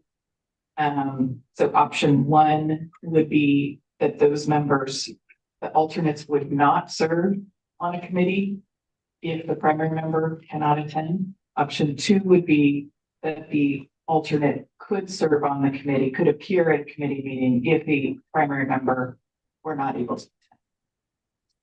Make sure I said that. And then the last part of the motion is to recommended motion is to direct the clerk to our website. And that concludes our presentation. We're happy to answer any questions or make any clarification.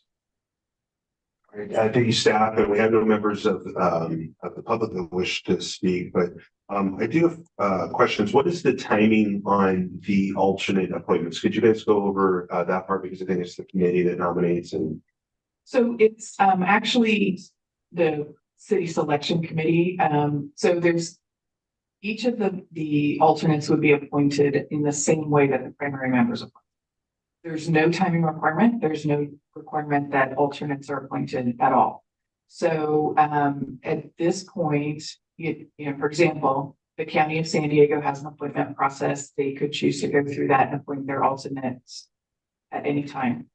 The city selection committee, what we're planning to do is after these changes, assuming we move forward and adopt changes today, we would reach out to the clerk for the city selection committee so that they could schedule a meeting to have those alternates appointed. That would likely occur, I would hope, in the next 60 days, maybe, March, April. And then we would propose to come to the governing board either at the April meeting or potentially in June, if April's looking a little full, for appointments of the public member alternates, since it is the 8 elected members of this board that appoint the public member alternates. Got it. So we would be appointing the alternates for the 3 public members. That's correct. Understood. Okay. I think that's all the questions I had. Member Gibbon. Well, that was one of my questions about the city select committee process. But the other one is, so just to clarify, if a board member serves on a committee, their alternate with option 2 would have the ability to participate in the committee meetings, but not necessarily an alternate to a separate board member that is not. Correct. Yeah.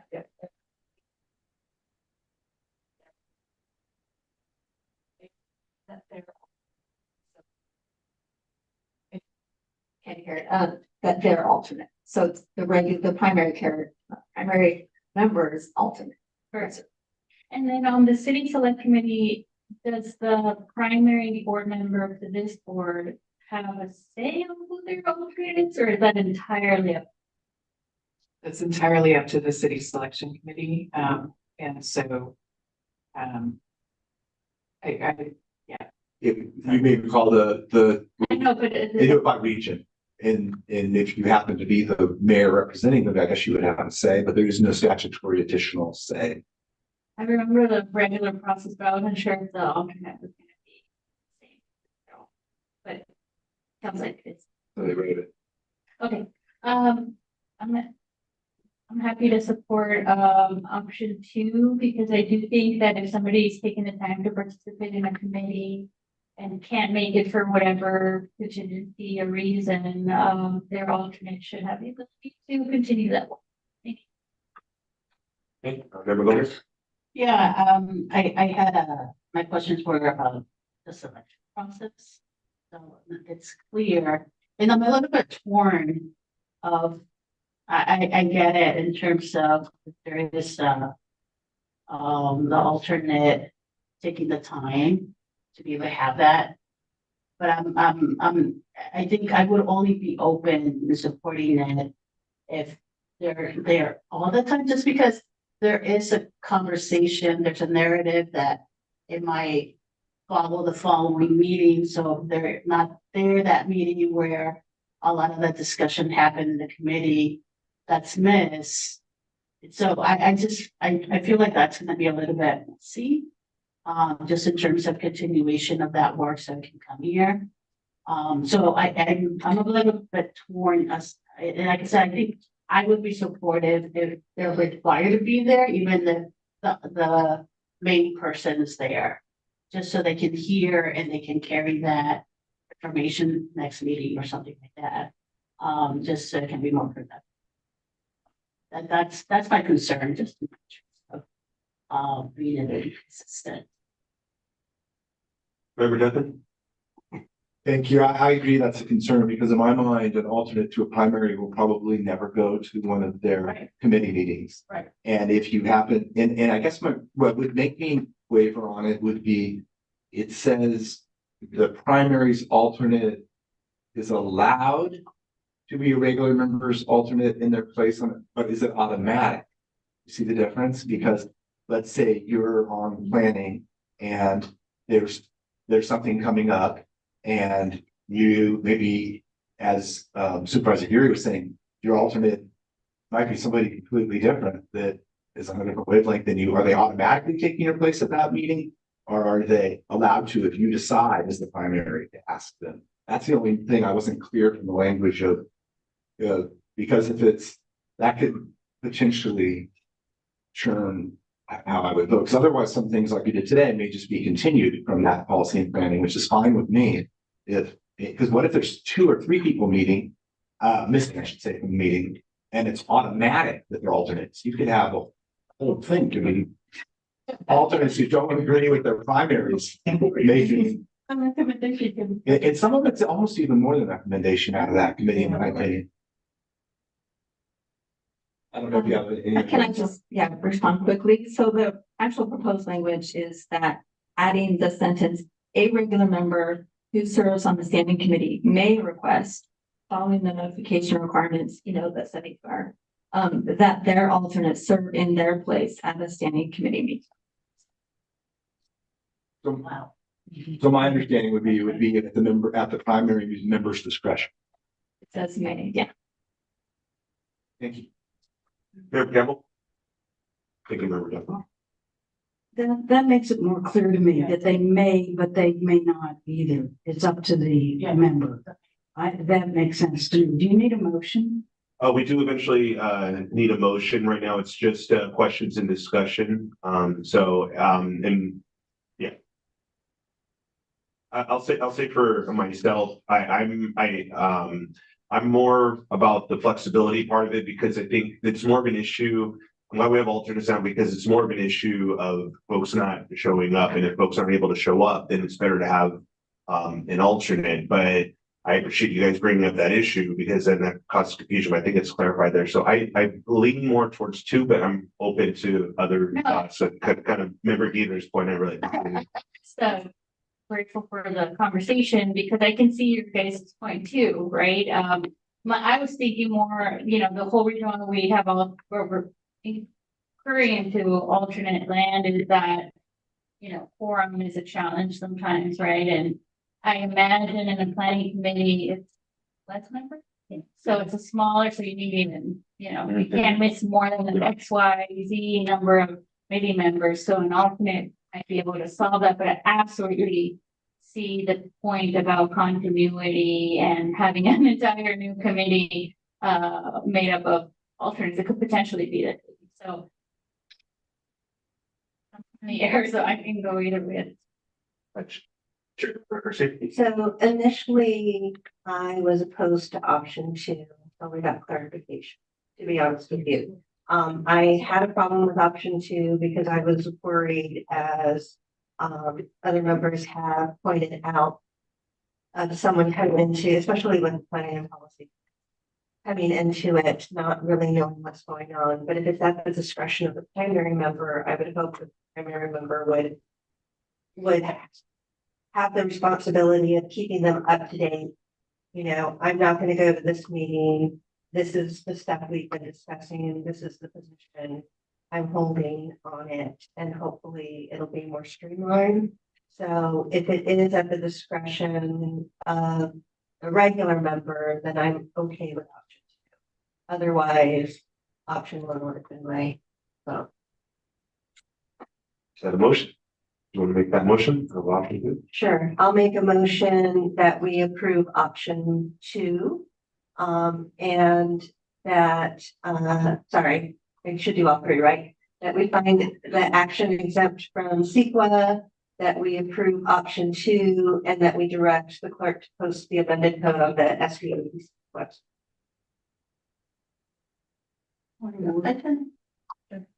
So a motion from Chair Brett Garcia, and looks like a second from member Kemp.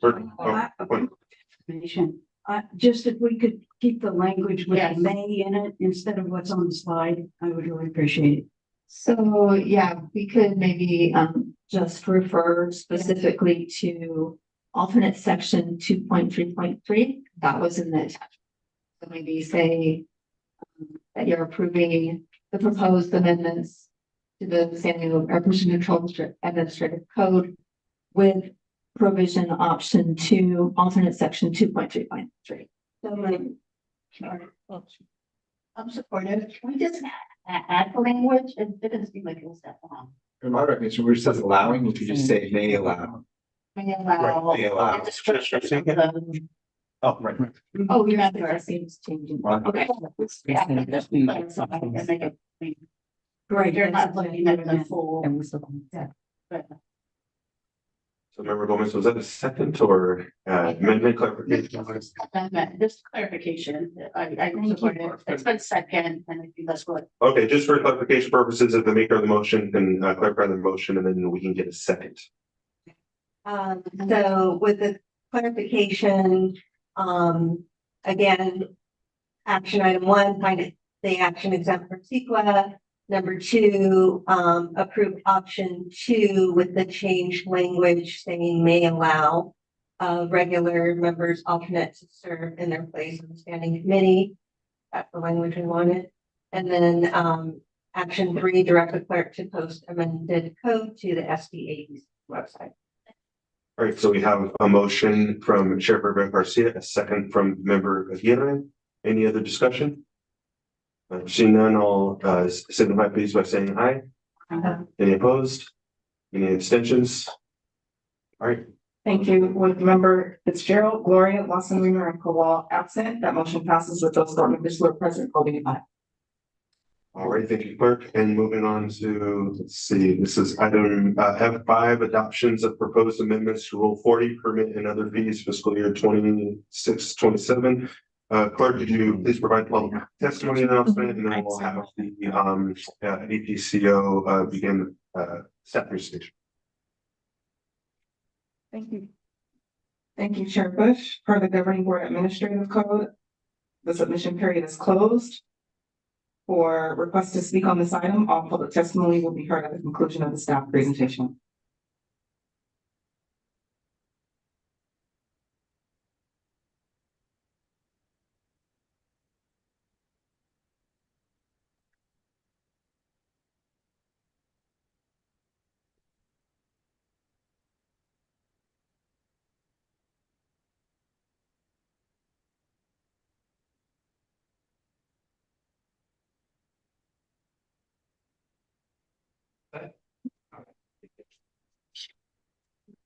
Good afternoon, board members. My name is Mike Watt, Deputy Director at SDAPCD.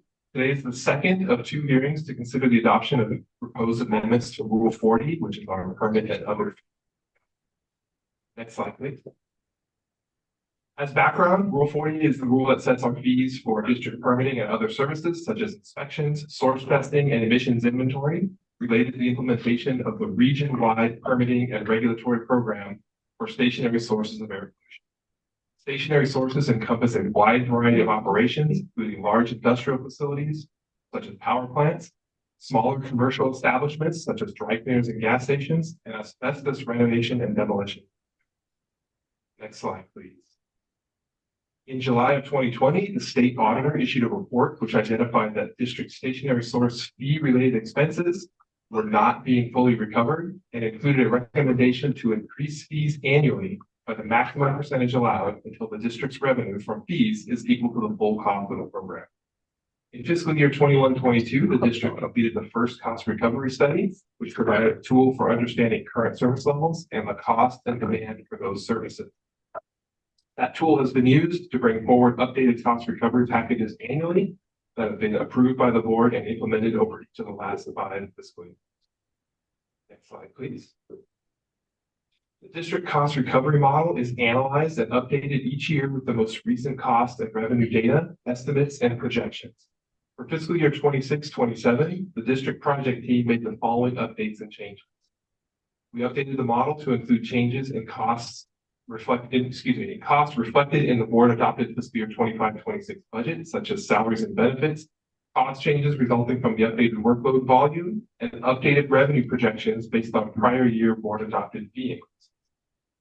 We propose conversion of fees for all permit applications to time and materials, or T&M, to ensure that fees more accurately reflect actual staff time and resources required to process each application. Fees for registration applications, which are generally more standardized and require less staff time, are proposed to remain fixed to maintain consistency and predictability for applicants. The addition of a new provision to recover costs associated with preparing emissions inventory reports, as required by recent amendments to state law, which resulted in a significant expansion of the number of permits and pollutants subject to emission inventory requirements. These changes in state law will increase the number of facilities subject to emission inventory requirements from approximately 200 to over 4,500 facilities. Under the proposed revisions, smaller, less complex facilities now subject to emission inventory requirements would pay a flat rate of $259 in lieu of the existing time and material emission inventory fee applicable to larger facilities. Facilities subject to emissions inventory requirements would either pay this proposed new fixed fee or pay the existing T&M fee. They would not be billed for both. Examples of facilities subject to this proposed fixed emission inventory can include gas stations, auto body shops, and facilities operating emergency engines, generally smaller, less complex facilities. These proposed changes and updates are reflected in the revised Rule 40 fee schedules that are posted on the district website as part of this. Next slide, please. Proposed fiscal year 26-27 amendments to Rule 40 include additional split payment flexibility for payment of application fees, clarifications on the applicability of certain processing, application, permit revision, and late fees, consolidation of asbestos fees, and revisions to various fees as detailed in Attachment C of the board package. The proposal includes recommendations to increase various fees by up to 15% based on the current cost recovery estimates for each individual fee schedule, as well as reductions to specific fee schedules where appropriate to ensure they do not exceed the maximum justifiable full cost. As noted previously, the revisions also include the adoption of a new fixed fee to recover costs associated with emission inventory reports for specific types of smaller facilities and conversion of permit application fees. Next slide, please.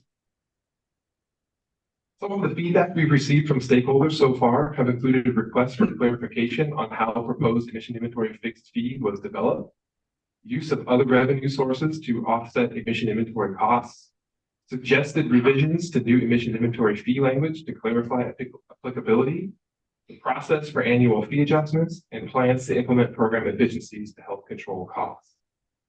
The proposed emission inventory fee was derived using labor data to estimate the time required to prepare inventories for the facilities now subject to new state-mandated emission inventory requirements. It's important to note that all cost recovery studies are a snapshot in time. The fiscal year 26-27 cost recovery analysis report, as included as attachment B of the board package, provides an explanation of the annual cost recovery process used to calculate the full cost, both indirect and direct, associated with each fee line item assessed by the district. This process ensures that proposed fees do not exceed the full cost of providing the services as required under California Health and Safety Code and Prop 26. For emissions inventory costs, those have increased due to the new state mandates. Other revenues, including air contaminant emission fees, one-time grants, vehicle registration fees, and fund balance, have been allocated to cover emissions inventory program costs previously. Implementation of a dedicated and sustainable revenue source for emission inventory services could allow some of these revenues to be redirected to help offset costs for other programs. In response to the feedback, feedback from stakeholders, the proposed new fixed fee inventory language, they indicated that the language is difficult to understand. Staff worked with stakeholders on revised language to help clarify the facility types that would be subject to the provision. So we're grateful for that feedback from stakeholders. And lastly, staff continues to look for ways to reduce costs for our operations, as well as costs to customers by implementing process improvements and efficiencies, reduce increases to fees and hourly rates, while also trying to achieve maximum cost recovery. For example, we amended Rule 19.3 to require submission of air emission data via an online emissions inventory system to streamline the data submittal process, and have made enhancements to that system to store emission data and more effectively calculate emissions. Additional efforts include developing and implementing screening tools to streamline health risk assessments, providing regular training opportunities to ensure consistency and accuracy, and creating standardized engineering evaluation templates and guidance documents to simplify reviews. District staff remains open to ongoing collaboration and suggestions from stakeholders on ways to further streamline processes. Responses to these comments and others have been addressed in the Rule 40 staff report included as attachment E of the board package. Next slide, please. When the district first started this process in 2021, the overall fee for service cost recovery for stationary source permitting and regulatory activities was calculated at approximately 66%. The board's actions on fees over the past 5 years have increased the district's estimated overall fee for service cost recovery percentage for these programs to approximately 90%. This is the district's 6th year of conducting the study and update, and these proposed fiscal year 26-27 revisions are projected to increase the overall cost recovery percentage to approximately 97%. Next slide, please. In closing, today's recommended actions are to 1, find that the requested action is exempt from the requirements of CEQA, and 2, adopt the resolution to amend Rule 40. If approved, the proposed new emissions inventory fee would become effective immediately to align with the annual emissions inventory process and allow us to start recouping those costs immediately. The remaining proposed amendments to Rule 40 would become effective at the beginning of the fiscal year on July 1st, which will allow time for testing, revised invoicing, and continued outreach to stakeholders. All right. With that concludes our presentation. Happy to answer. Thank you, Mike. Any clarifying questions before we move it to public comment? Yes, Member Campbell. The fixed rate, the fixed fee, is that annual? That's an annual fixed fee that would apply to those smaller, less complex facilities that are subject to the new emission. Okay, thank you. Just want to get that clarified. Yes. Any other member questions? All right, Marlies, do we have any members of the public who wish to address us on this item? No, we have no public testimony on this item. Okay. What is the pleasure of the board? Great. Second.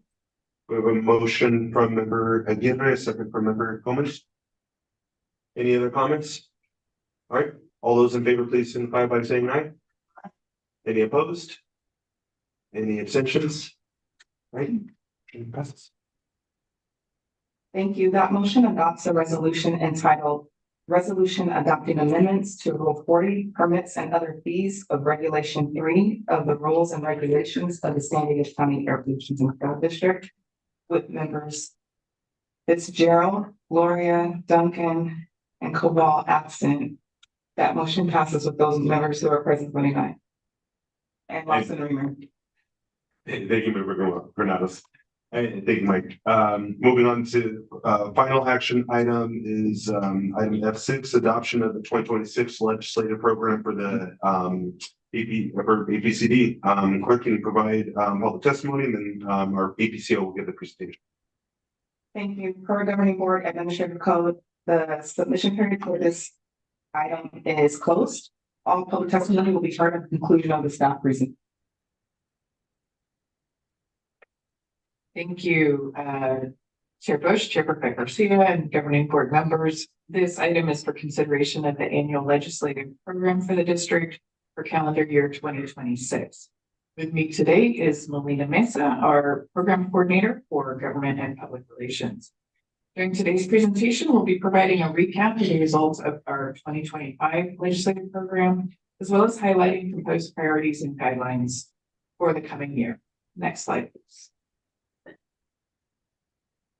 To provide a quick recap of our efforts from last year, in 2025, we provided 19 letters of support to legislative and funding proposals consistent with the priorities and guidelines identified by the board. We also continue to expand our engagement with statewide partners, including other local air districts and the California Air Pollution Control Officers Association, or CAPCOA. We participated in 2 webinars for state legislative staff, hosted by the South Coast Air Quality Management District. These webinars are designed to provide a high-level overview of air district functions, jurisdiction, and revenue sources. And they've been really well attended, and we're anticipating that they'll be continuing in the coming year. With that, I'm going to turn it over to Melina. Thank you, Paula. That's fine. Thanks, Paula. Every year, bills are prioritized based on our legislative program, and a couple of those bills were signed into legislation this past year. The first being Assembly Bill AB 652, which was introduced by Assemblymember Alvarez. And I'm not going to go through this since it was already discussed. Next slide.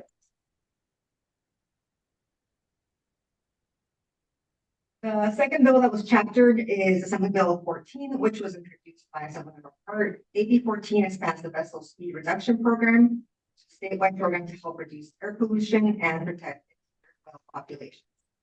Although the Port of San Diego currently has a VSR program, we are currently working with them to determine if anything related to the Blue Skies program would apply.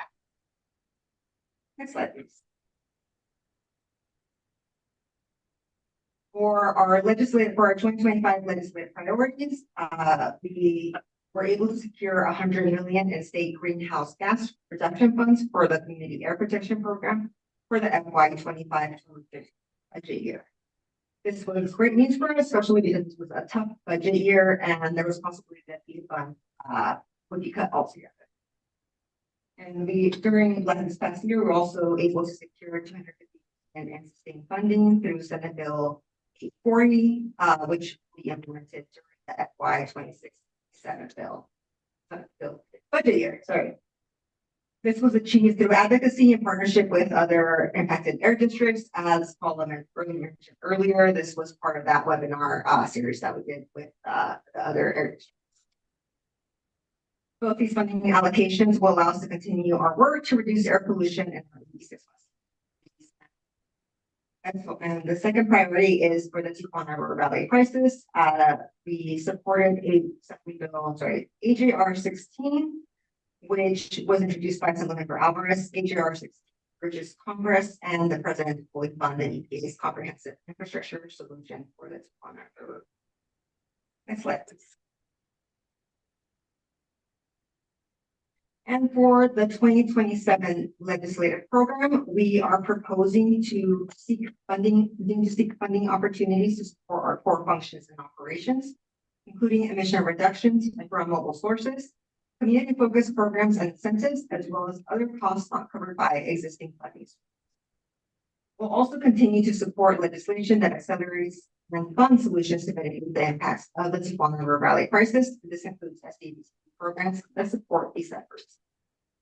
Additions to the 2026 legislative priorities include supporting the fair compensation for board members that serve on the CARD board on behalf of air districts. Currently, air district CARD board members are prohibited from receiving compensation, whereas CARD members receive compensation for the same amount of time, commitment, and work. This would not impact SDAPCD's budget. And lastly, we will continue to watch for any legislation pertaining to indirect source emissions. Next one, please. For our proposed 2026 guidelines, we are adding the following under the air quality section. We support the creation of a regional air quality incident response center to help improve air quality response efforts, as well as enable SDAPCD to leverage additional resources. We'll also be adding to support statewide legislation to clarify CART authority to regulate stationary. And with that, I'll go ahead and pass it back to Paula. Thank you, Melina. So this item was presented to the Planning and Policy Committee on January 8th of this year. And at the meeting, the committee voted to revise legislative priority 2, the Tijuana River Valley crisis, to include mitigation of the efforts of the Tijuana River Valley sewage flows. So the key was that the committee wanted to see more reflection of support for legislation that would actually mitigate the underlying problems and effects. The committee also directed the Air Pollution Control Officer to develop language for legislative policy guidelines related to public health data and data transparency, as suggested by member Stigler Granados, for consideration by the full governing board. So those additional guidelines, which appear in the draft program as Environmental Justice Guideline number 4 and Public Health Guideline number 4, are shown on this slide for the board's consideration. Next slide, please. So we are now starting on the 4th year of our legislative program. And each year, we're able to engage more fully on statewide and federal legislative issues due to continued development of partnerships and engagement with our statewide partners and the local delegation. This year, I will be serving as the chair of the Legislative Committee for CAPCOA. And we're going to continue to build upon the partnerships that we've made as we pursue the priorities that are outlined in this. Next slide, please. And so the requested action for today is for you to consider and adopt the 2026 legislative program. Thank you, and we're happy to answer any questions. Thank you, staff. Any questions before we move on to members of the public? Yes, Member Gibby. Thank you. My question, basic, but I think important. Do we have a part-time or full-time lobbyist in Sacramento? We do not. It's something that we have looked at. Yeah, pretty much. And Melina. And but we have had a management fellow for legislative efforts over the last couple of years. We're actually converting that to a full-time position, so we'll be recruiting for that relatively soon. So that's in progress, but it's on staff, and we have talked about, you know, looking over the years. We've talked about looking for a contract for supporting some. I think I'm just very grateful for your work and all the time and dedication it takes to go to Sacramento. It's a lot on top of your regular duties. So yeah, I would be open to that conversation in the future. I'll pause there. I have more comments, but Thank you. All right, any other questions? All right, with that, we'll move on to public comment. Thank you. We have one member of the public wishing to address the board on this item. True. You'll have 3 minutes to address the board. You can begin by stating your name for the record. Hey there, it's Truth again. So that's great. It's not like a bunch of money conversation because APCD is going to need a Coronado-sized budget to pay for lobbyists.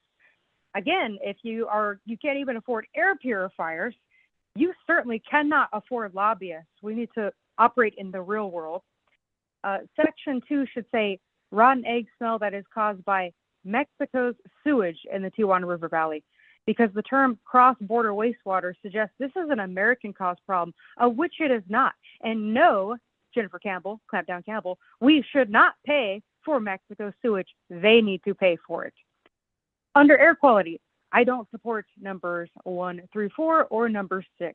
And to summarize, promotion of reducing VMT, promotion of EVs, which cause fires all the time that are causing cancer and other health issues, which just gives more work for APCD to focus on. What else is in here? Oh, affordability and availability of EVs. People don't really want that, and they're not affordable, and that's not changing. Zero emission trucks. Just depends on what kind of allegedly zero emission trucks. But if it's the same concept where it's lithium batteries, it's weighing down the roads, and you don't have a solution for that, or they burst into flames, again, more health issues. And what's number 6? Oh, replacing gas burning appliances. That's the most efficient clean, affordable source of energy that I can think of. So yeah, I don't really want electric. I do support environmental justice number 4 about real-time data and adequate funding and community engagement. Definitely community engagement. I heard something earlier about going to APCD, going to Escondido City Council, doing some kind of presentation. I'd like to see more of that. Is climate justice number 2 about the Inflation Expansion Act of 2022 still relevant? For funding number 4, why would APCD focus on allegedly underserved communities? Why wouldn't APCD focus on communities that are known to have air quality issues that are unresolved? For funding number 7 on reducing emissions from goods movement, is APCD working with SDAPCD on that since they are now in the business of major goods movement? Is APCD going to tax them for the pollution they're going to cause with their future Otay Mesa East border crossing?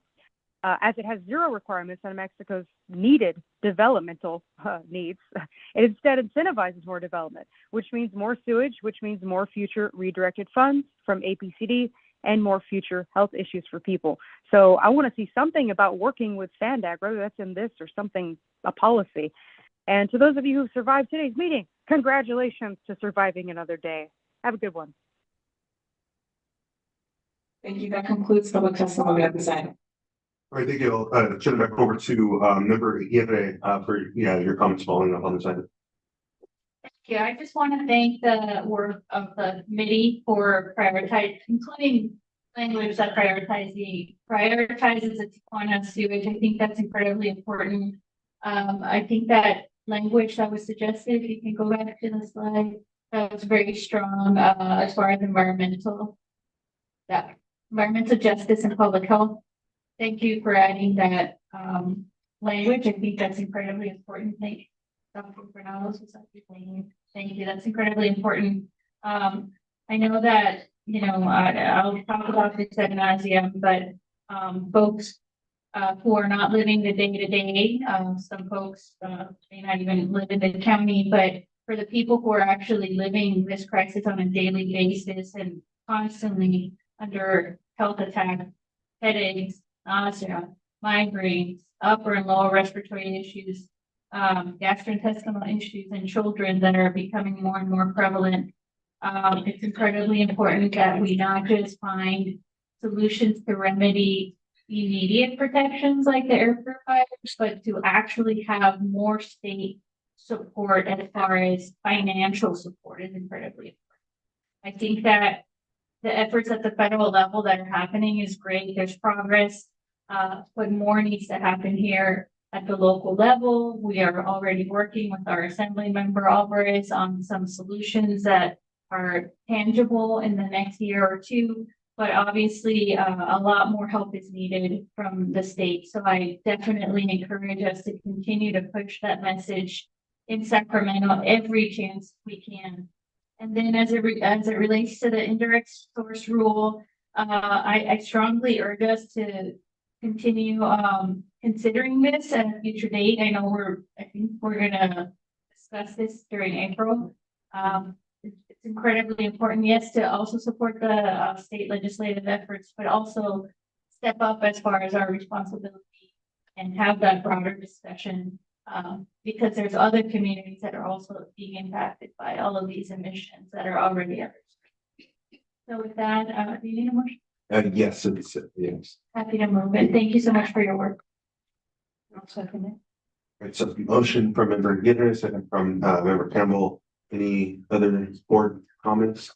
And I'll say thank you, member Aguirre, and I agree with you also your earlier comment about I think it's worth it to spend money on the lobbyists, and it's been something that I brought up a couple of times is because we have had communications and government relations. I'll be one person, as I understand it's been Melina said that the workload that they have it's too much. We do need I think it's worth the money. So I don't agree with the truth on this. I think it's worth the money to have someone representing us at the state and the federal level on this. It can't be just Melina or just you, Paula, for that matter. You have CACPOA and some of the other initiatives that you're involved with, but I do think that's money worth spending on on that, but I'm glad we're moving forward with having instead of a fellow full-time position. So this is a step in the right direction. I appreciate you doing that. So, any support on this item? Chair Perfect Garcia. I just wanted, even though most of the planning and policy committee is not here now, I did want to take a second to thank all the members of the planning and policy committee for really taking the time to look at the language, to look over our legislative priorities so that we can get this proposed revisions. It was everybody really dug in and everybody really put work into it. And it was a pleasure working with the team to put this together. I wanted to thank them. Great. Thanks, any those comments? Any other comments from the board? All right, with that, we have a motion and second. All those in favor, please say aye. Any opposed? Any abstentions?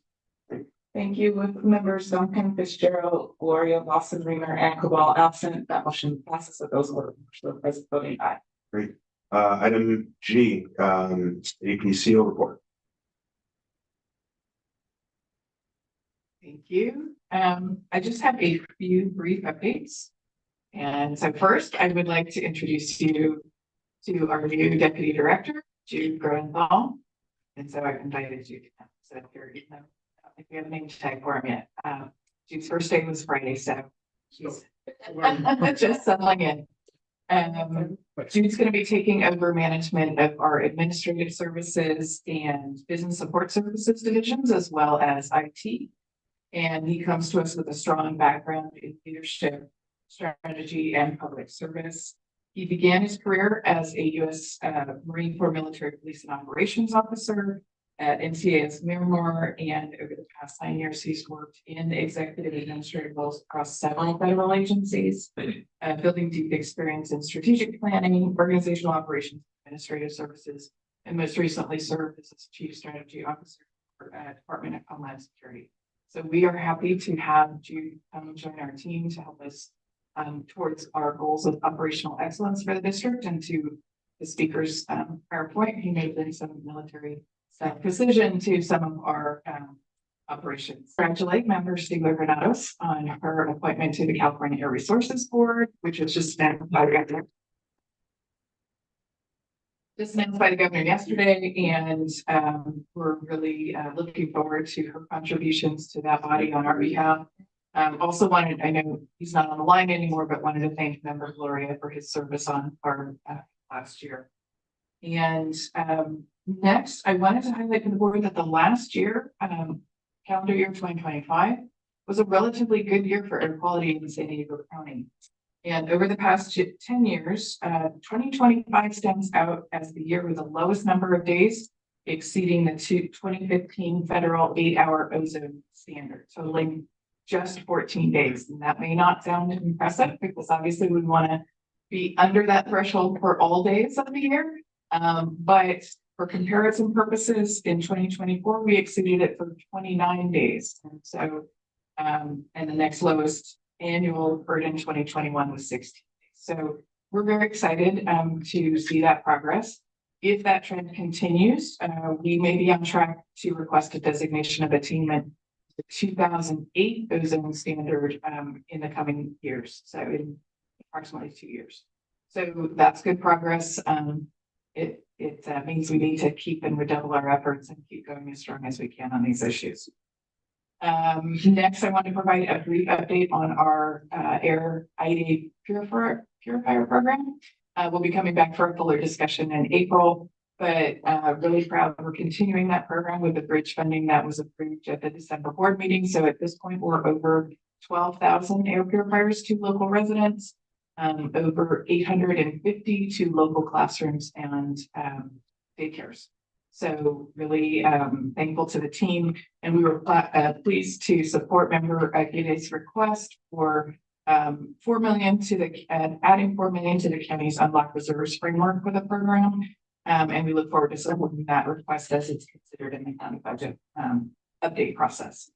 And we'll be reporting back to the governing board in April regarding other potential revenue sources for the program, as well as providing an update regarding any program refinements needed to ensure the program continues to be robust, efficient, and effective at ensuring that these purifiers get to the hands of people that really need them. And so my final update is just to really thank Chair Bush for his service, not only for this year, but I know you were chair, I think, the prior year as well. It's been great working with you and really appreciate the service and what you've brought to this agency, and to congratulate our incoming chair, Rick Garcia. So that concludes my report. I'm happy to answer any questions. Thank you, Paul. Anyone have questions for Paul? All right, thank you. So moving on to chair. Oh, sorry. Oh, come to. Thank you, Chair. Well, I just want to again thank staff for all of the efforts to expedite the distribution of the first 10,000, now 12,000 air purifiers at a time when it was so desperately needed. And I talked a lot about this, but the rollout has been so successful, and I'm so grateful for those efforts. And as our APCO mentioned, we have approved a $4 million through the reserves framework that hopeful will pass, because we had the votes. We had 4 votes. As we do a reset, as we embark on what the potential of those $4 million could help support, I just want to make sure we reconvene that conversation. We talked a lot about expediting and removing barriers. But now that we have a moment to reset and move forward, I think it behooves us to talk about, what are some of the things that have worked well, what hasn't, especially around making sure that the right people are getting them, right? So some guardrails that may not be a barrier, but that still ensure that they're making its way to the correct households. And just throwing out some ideas here, something that we could help provide or track, right? If we're going to expand the program from 1 to 2 to 3 per household, maybe have an internal tracking mechanism where, once they've received the third, there's a note taken there and alert in an internal system so that, there's no double dipping. Maybe track the production or serial number, or maybe even put a sticker on it, not for resale, something like that. Just basics that now that we're having this expansion, we have the opportunity to think about these things as we embark on expand program, if and when, right? We're going to have that conversation, I'm sure. I mentioned that since then. Thank you. Chair Rick Garcia, your planning and policy committee report. We saw the report out. That's what we did at the last meeting. That's the beginning. All right, thank you. Congratulations again. And then for next item is board member official business compensation report. I did, as I stated earlier, meet with member Koval, where we discussed the ISR air program, fire hazards, and this is part of the compensations, the new policy that we adopted last year. So that was in January. I also, part of this that wasn't on here was our December meeting, myself, Chair Rick Garcia, and our EDCO in December. So I don't know if that was included, but wanted to bring that up. And then moving forward, so this is kind of a new practice as part of the compensation that at the end of every meeting, we disclose I think it's all the members that need to disclose when there's something beyond the regular meetings, if I'm not mistaken. That's correct. So per the San Diego County Air Pollution Control District Governing Board Administrative Code, Section 2.1.4G, Member Bush received compensation in the amount of $200 for the approved January 23rd, 2026 APCD event. So, okay. And then the December one, was that included, or is that the next one? Oh, okay. Well, okay, we'll submit that one. Okay. Okay, perfect. So, okay. And then with that, any other final comments? Well, it's been an honor to serve. I will turn the floor over to our new chair finally. So, but thank you all so much for all the love and support. Happy Black History Month. It's been quite another year, and I'm super excited to turn this over to Chair Burbeck Garcia, and especially emphasizing all of your expertise on health, because that's like that's ultimately what we're in this for, is the health, and to have your expertise and your decades of experience. I'm super excited, and also really appreciate your mentoring and support that you've done for me too in those last years. So thank you. Thank you.